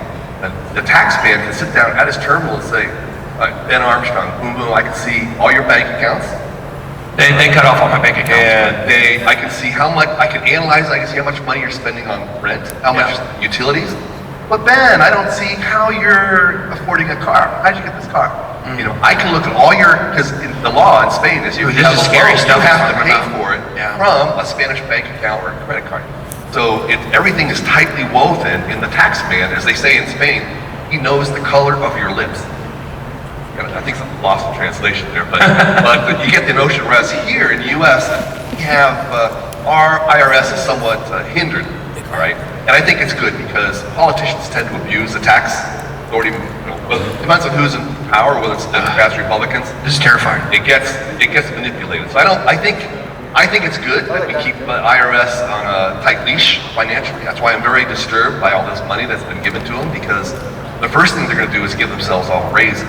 And you're right, they are having problems staffing. They'll have to also tie it to their daddy Gary Gensler, probably. What they're doing is, where's Daddy Gary at? Is he here? They audit people they know how much money you get from a W-2 and a 1099 when people pay you. They've now gathered enough information from the U.S. exchanges that they can see how much purchases you made in a year, not the profit, but how much your sales were on each exchange on each year. And they can look at that and then the computers can go back onto your tax return and say, did he report this amount of, they call it positive income, not the expenses, positive income. And by that means, they can then select and drill into who's not reporting. And it's going to be much more computer driven, so they're easy. How many of you guys are not reporting your taxes? The IRS is in the room. There are IRS people here. Oh no! Put your hand down, sir. I was told that there are 3 people from the Internal Revenue Service, who asked for that to be taken off their badge. Yeah, it's me. I'm one of them. I'm here. I'm a deep state psyop. Smart boss. Look, I want to say this, Clint. What you're talking about is terrifying, actually, when it comes to CBDCs. Like, think about this. Think about Now they're going to have access with the CBDC to see everything that you're doing. They can question your financial decisions. They can cut you off if they want to cut you off. And here's the thing that really scares me about this. It's going to be so much more convenient for everybody. It's going to be so much more convenient. Imagine if you didn't have to go to your tax guy because everything is already internally put in. People would be like, dang, I don't have to go to H&R Block and just get my blood money refund. Cool.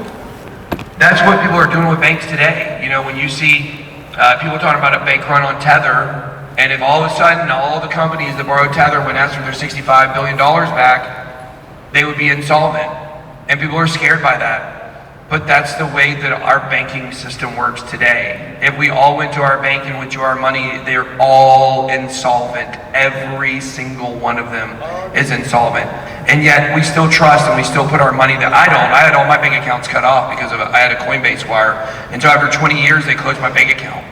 Imagine how easy it's gonna be for people to just get into the system and say, oh my gosh, this is so much more convenient, I love it, and to be all for it.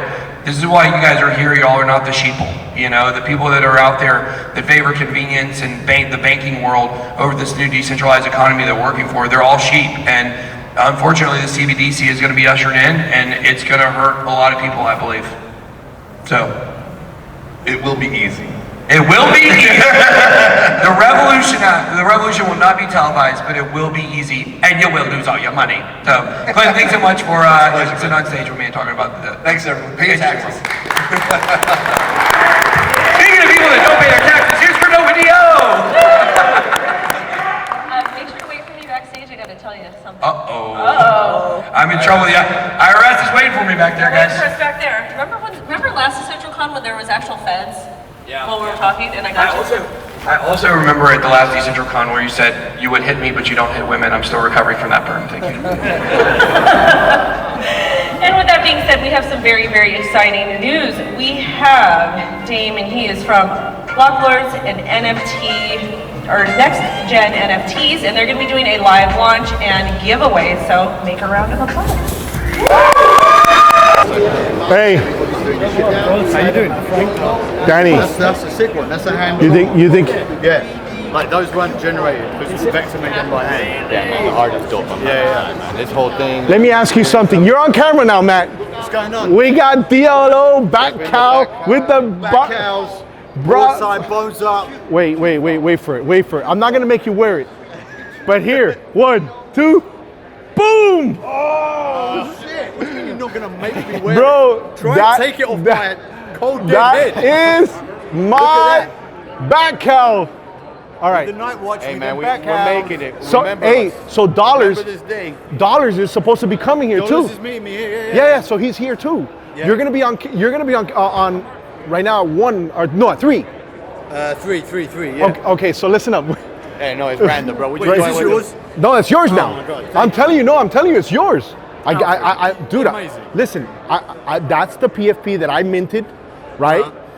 And I want you to have it. And you minted that? Clean one. Yeah, it is sick. It is clean. So here's what I want to do, Matt. You know the space, bro. We're there every single day, 24 hours a day, all day. 7 weeks of the year, whichever you want to say it. So they want alpha, and they're wondering what's being said today. I have this microphone, wireless. Check this out. I can give you the microphone. I'm gonna film what you say anyway over there.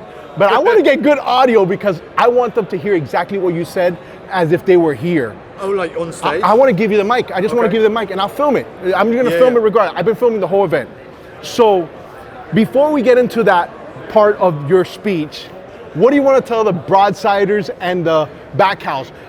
Just alpha? Well, listen, you know, everybody, look, there's always the thing of the thing and da-da-da. There's always the thing of the thing. There's always a whole bunch of things, bro. That thing is listen, dude, we got legacy in there, bro, blowing up our heads with like, what about this? What about that? So he gave it the side look. He's like, oh, okay, no. But okay, I just want to give you like a context. I watched the Nifty's CEO on stage earlier. Oh, Jeff, is it? Yes, he was here and he spoke. And he talked about his moment that they have now an agreement with Warner Brothers. Yeah. And I was like, oh, look at this, flexing on stage, wonderful. And then all of a sudden, guess what he mentioned? he said something interesting, and he said broadside. Jeff said broadside? Yes. Nice. Yes. Wow. Big up, Yes. Jeff. Yes. So, but the context, and you'll see it on the video, the context was that you guys are switching it up. That you're letting people, like with the CCOs, and you know, to basically say their own future and create their own story and all that stuff. So I know you're going to be on stage with Preston Wu, yourself. Who else is going to be on there? Do you know? No pressure. No. You're only 20-hour flight, no pressure. No, I was on a 3-hour flight, but I got up at like 2 in the morning. I don't know why, man. I was just excited. All right. Well, listen, we're going to go ahead and segue to them. Okay. We're going to go to your talk. We're going to film that so they can hear what you're going to say while you're there. Yeah. And then, I don't know, Danny. I'm just going with the I have no idea what I'm going to say, by the way. If you want the alpha, DLO's I got a shirt on. That's t-shirts. some alpha. I don't have any more. They're already hitting me up on I Twitter. got the back house hat now, Listen, but that was Alfred. You guys have the alpha. Listen, we're going to tie you up a little while ago. You didn't even know that. You've been targeted. You've been Miami targeted. All right. Miami Cuban guys. All right. Listen, I just want to, listen, this is utility. This is a form of utility, which is what we talk about all the time. This is kind of like our Miami moment. We've been wanting you guys to come out here. Yeah. And we're here, right? That's the way I came. And this is... That's why I came. Like, Danny was... to meet the man that, you know what I'm saying, got me on this. Why do I feel like I met you already? I must have seen you on But video listen, it's the spaces. It's the spaces. It's the spaces. I look like Aaron Rodgers, too. All right, well, listen, we're going to continue, guys. You got to come to Miami next time. Yeah, let him... You got 10 minutes to go ahead and not get bombarded. Okay, and then what we'll do is, look, we'll do a little after your, you don't know what you're gonna say over there on the panel. Okay, and that's cool, that's cool. It's not really about alpha today though, it's more about like, how do you do big IP NFTs? Of course. So it's more the process. Yes, but you know what? A lot of us are excited about IP, and now looking at all these things that were being said here, which you're gonna see that entire video. This whole game is like just starting to like bubble up, and we're in a bear market. Starting. Yeah, no, it's crazy. I mean, the things I've been filming here is crazy.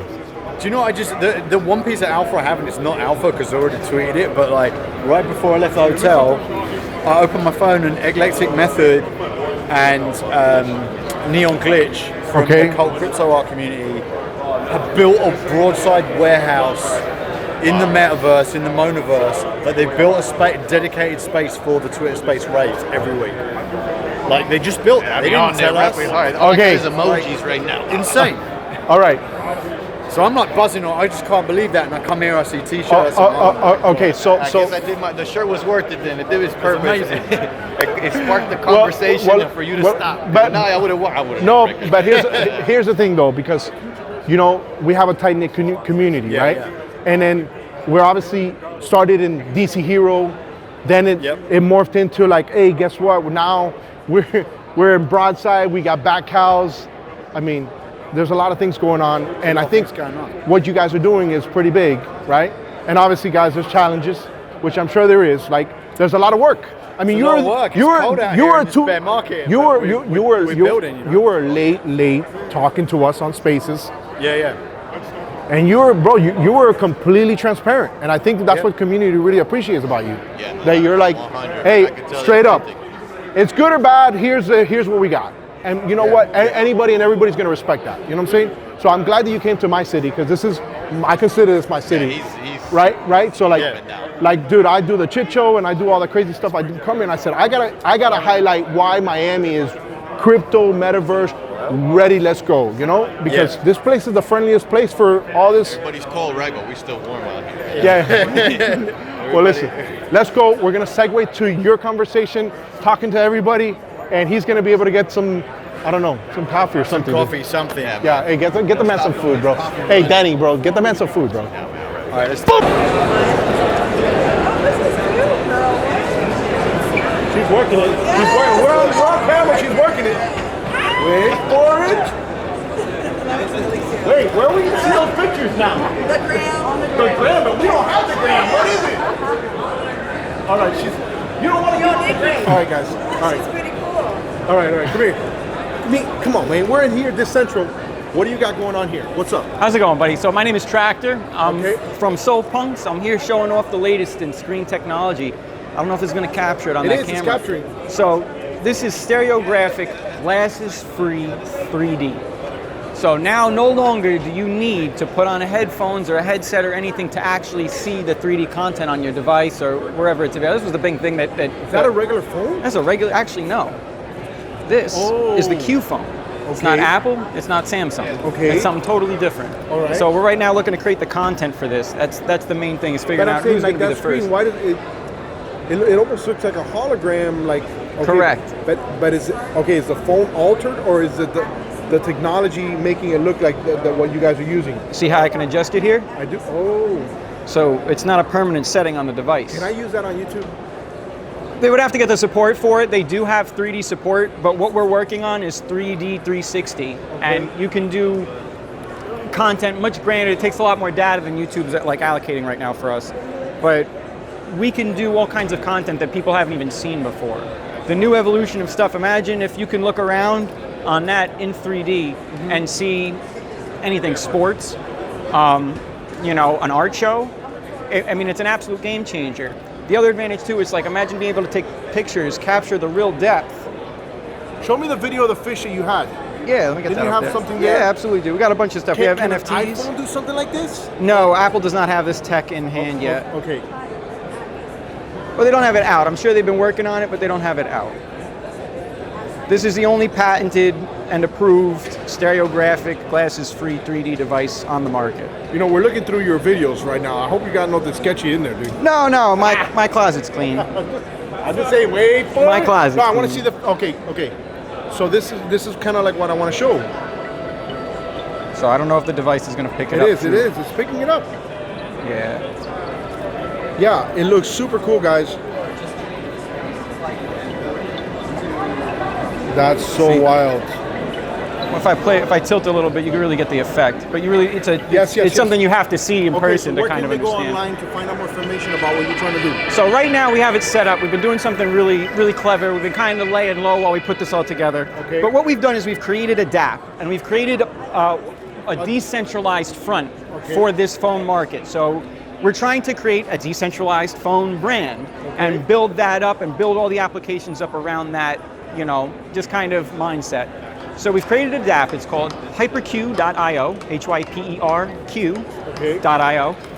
And we have an NFT. It's on an OpenSea. You buy the NFT and we mail you the phone, because obviously you can't see this stuff. How much is the NFT? Does it fluctuate? That was a Matic. Okay.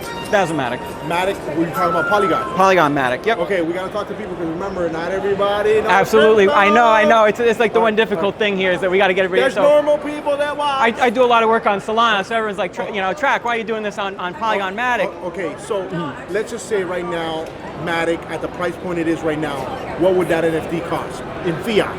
They're about like $800. Okay, so see, now we're talking to normal people. Okay. All right, there we go. So how can they find information on you, or where we can go? You can Google Tractor from Soul Punks. You'll find a lot of info on me, and then you can also look up QOOBEX.store to get more information about the devices. They also have TVs and tablets available, full-size 65-inch TVs, full 3D. We offer custom enterprise-level solutions for that too, where if you have a business and you want sodas popping out in 3D like holograms, we have all that. That's awesome. The future's now. Exactly. It's here. It's low-key. We're just hiding it around, showing it to people. There like, we go.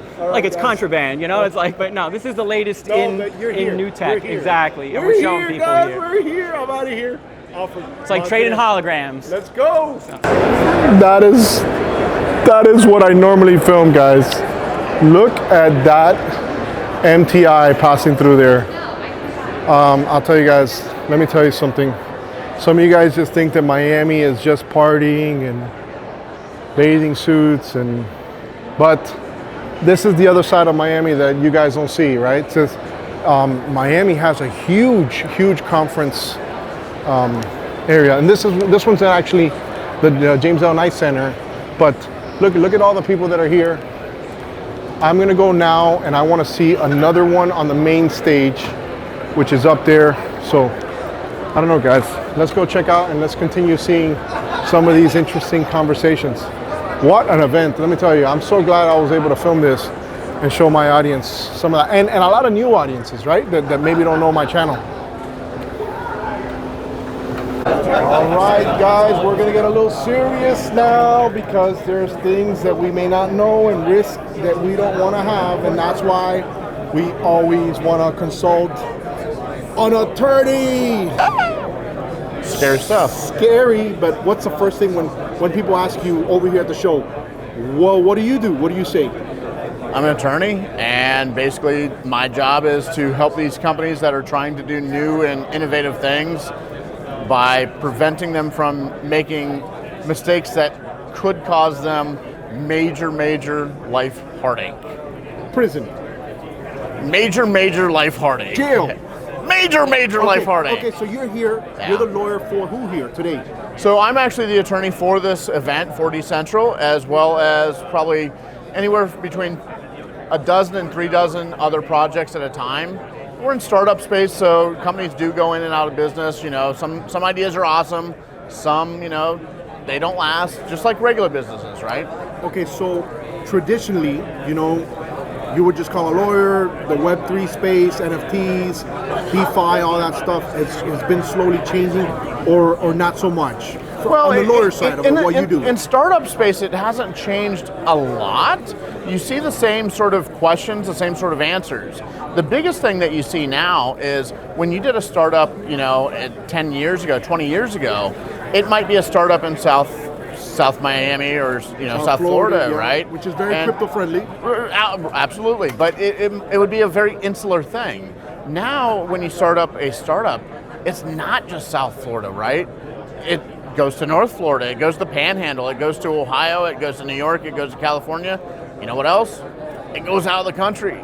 And so the biggest thing that you're seeing as far as changes is not only do you have to comply with the laws of like Florida, but now you're federal, now you're international, now you might be up to 200 other countries that you have to comply with the laws. And if you don't have an attorney helping you do that, unless you went to law school and spent a lot of time doing research, you probably don't have the answers. Okay, so mostly startups. What about individuals? Does somebody have individuals? For instance, I know that there's NFT projects right now that are saying, hey, listen, if you get in our NFT projects, we already have our own, you know, crypto NFT type lawyers that are within our NFT contracts or whatnot. So what's the future of that look like? I think, you know, sadly, that is the world's worst attorney's answer, which is, it depends. Okay. You know, it's not really an answer that can just be given out because you have to ask more questions. Ultimately, though, I think that we are seeing things become more and more dynamic, but they're dynamic in a smart contract sort of way, meaning if A happens, you get this. If B happens, you get that.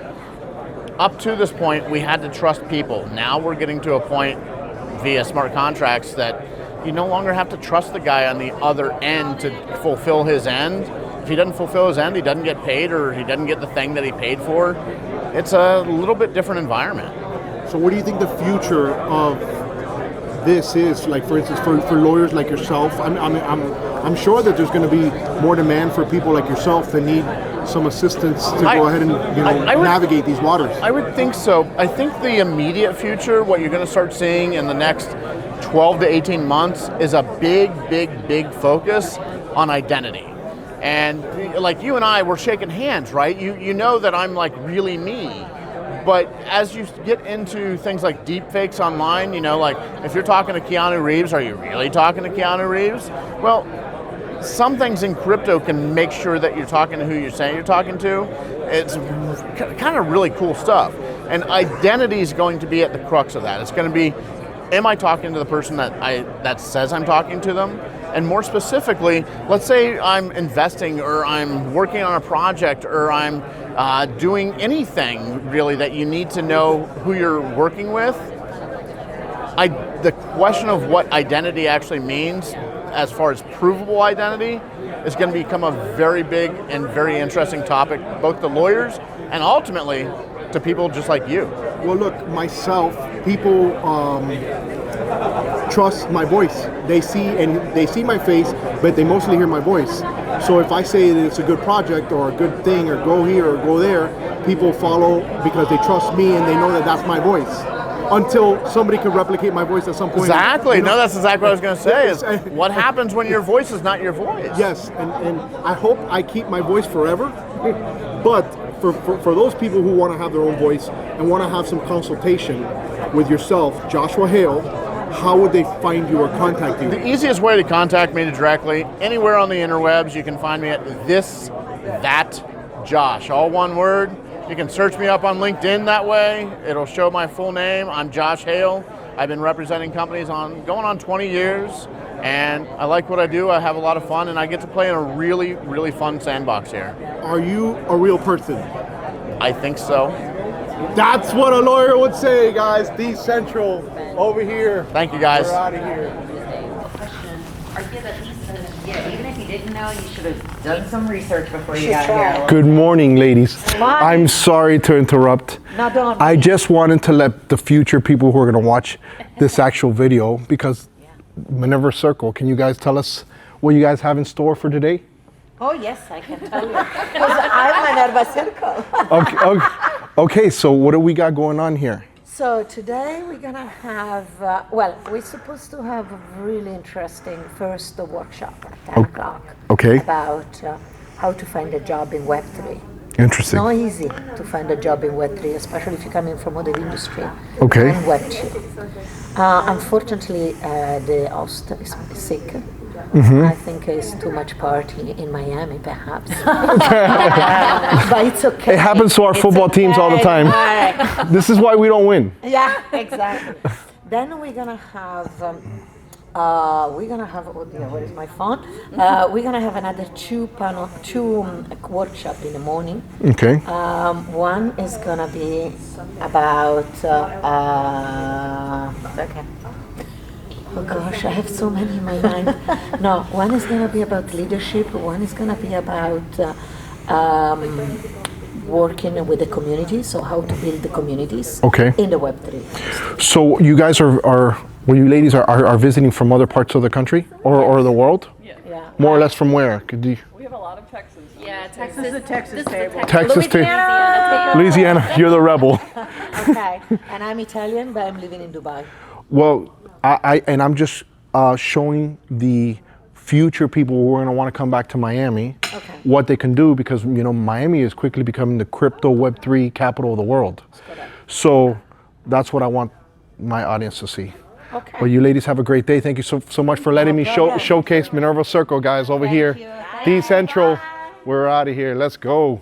And the first is Epic. Dude, are you begging for views? A little bit. We're giving out free hats if you follow us on social media. Okay, listen, what's the website? What's blocklords.com. Okay, I just followed you. Do I get a hat? Yeah. Do you see that, guys? The brain and the vision. All right. How can I follow you for real? Okay, you go to Twitter or Instagram and you look up Blocklords, and then you go ahead and follow Blocklords game, and then you go on blocklords.com, you enter your email, and then boom, you're in the Blocklords system. You got a free hat. Look at all these colors. See, green, yellow. Wow, very nice. I don't see the hat in my hand, dude. I'm telling all my entire audience to subscribe. She's doing it. You're just recording me. But I'm giving you thousands of views. I love views. Thank you for the views. You're on the Chit Show. You know you're on the Chit Show, right? I'm on the what? The Chit Show. I do the Chit Show in Miami. And now you're on it. The orange man is You lived up to the Chit Show in Miami. You brought it to Dcentral. How can you even do that? How did I even make it Dcentral? I don't know. So you just want to touch my phone. That's what you're doing. He's looking at your pictures, lady. I'm putting viruses on here. Taking all the NFTs. Dude, who are you? Wait a second. Hey, hold on a second. We need a competition here. Hold on a second. Wait. Hold this real quick. Just hold this real quick. Put it on me. Yeah, put it on me. Hold on a second, guys. Wait a second. Hey, guys, we're giving out hats. If you guys want to go ahead and have a hat, you want a hat? Here. Come. What? You can play this game too. You don't come to Miami and try to. Ma'am, you see this hat right here? Look, this is the Chit Show right here. Okay, this is actually the first hat. Okay. So I actually wore this one, but I'm waiting to give you a brand new one. Okay. Unsubscribe from that block thing that we just did right now. Working on a lot of strategy. I'm just kidding. I'm just kidding. This rise. I gotta go. I actually gotta go. I gotta go. Thank you so much. No problem. Here, listen. Here. Here. I love it. I love the gimbal. Very nice gimbal. I appreciate you. Thank you for the hat. And you, I saw what you were doing behind the scenes, dude. Don't be running from me. All right, guys, I'm out of here. And we realized that the Hey, infrastructure for what's the website? Blockloads.com. Okay. Essentially created Anything on YouTube? This is what led us to create the C-Scan network. Anything on Instagram? Anything on TikTok? All right, guys. Well, listen. Thank you for that. Chit Show in the house. Medical Studios is all about empowering. Appreciate you, bro. Hey, using Web3. Dcentral, guys. We're out of here. Boom. First thing I see when I walk in. Wait. Look. Hey. These are all the Dollars is in the house. Yes, sir. know we here, baby. Miami utility back cow in the house. MC in Web3. 100%. Okay, wait, hold on. Okay, come on. We got to give this context. What just happened, dude? Because we just left the event. What did we entertain you with? You talking about the? What just happened right now? Before we just got over here. So the Night Watch was walking down a dark alley in Miami, patrolling these streets. And we had to break up a fight between a valet and The a rando. disgruntled gentleman. who Random lost guy, his car. literally right now. Oh, wait, speaking of Night Watch, sorry, sir. No filming. That's fine. I'll go to the street. Dollars. Let's go to the street. Come here. Come on, guys. Hey, listen. We're good now. Wait for it. So listen, man. It's been cool. Matt was just talking a little while ago on the thing. Bro, you have the Broadside song, and we heard that there's some lit fire thing. Matt hasn't given up the ghost yet. No, he hasn't. But are we gonna hear something today? Can we get a little taste? Come on, man.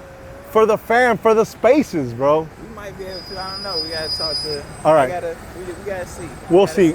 Hey guys, so listen up. We're here at 901 South Miami Avenue. We're gonna turn off the camera. We're gonna have a good time and I don't know, just chill a little bit. Back cows in Miami. Hey. Back house, Night Watch, Broadside, bones up. Bones up, Broadside. Turn around. Take off that thing. Let's see the back of that shirt, Danny. Woo! Representing Broadside in the back. Representing. Now we got to put the music, bro. We got to put the music. Let's go. Come on, no pressure. All right, let's go. Let's go find some food. Let's go some food. I gotta get you some drinks. Okay. So listen, we got Blue Martini up here. If you guys want to see some martinis and dude, listen. There's everything here. I mean, listen, whatever you want. This is, and look, all over there. That's all Brickell City Center. That mall is incredible. It's another level, right? So the good thing is that we're in the heart, and that's kind of why we came here. Yeah. So let's go, guys. Hey, sorry, we gotta go.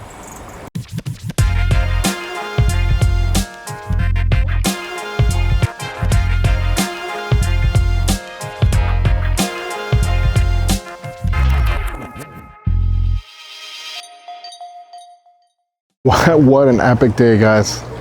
Wow. All I can say is absolutely crazy day, guys. Don't forget to like and subscribe. Amazingness. That's what we do. Alfred Montaner, making a scene as always. I'm out of here. The struggle's real, guys. You don't know what it takes to survive the boat ramp. Oh my God, oh no! Oye! Saca ese niño de ahí, bro! What is this? Oh my God, if that little kid only knew there was a gator right there. Actually, it's a crocodile. I'm sorry. There's so many people. What's up, guys? Oh my God. Oh my goodness. You cannot make this up. Talk about that thumbnail, right? Oh man. Welcome to the Chit Show, guys. Alfred Montaner here. Fred has been on fire over here at the boat ramps. The boat ramp has been hot.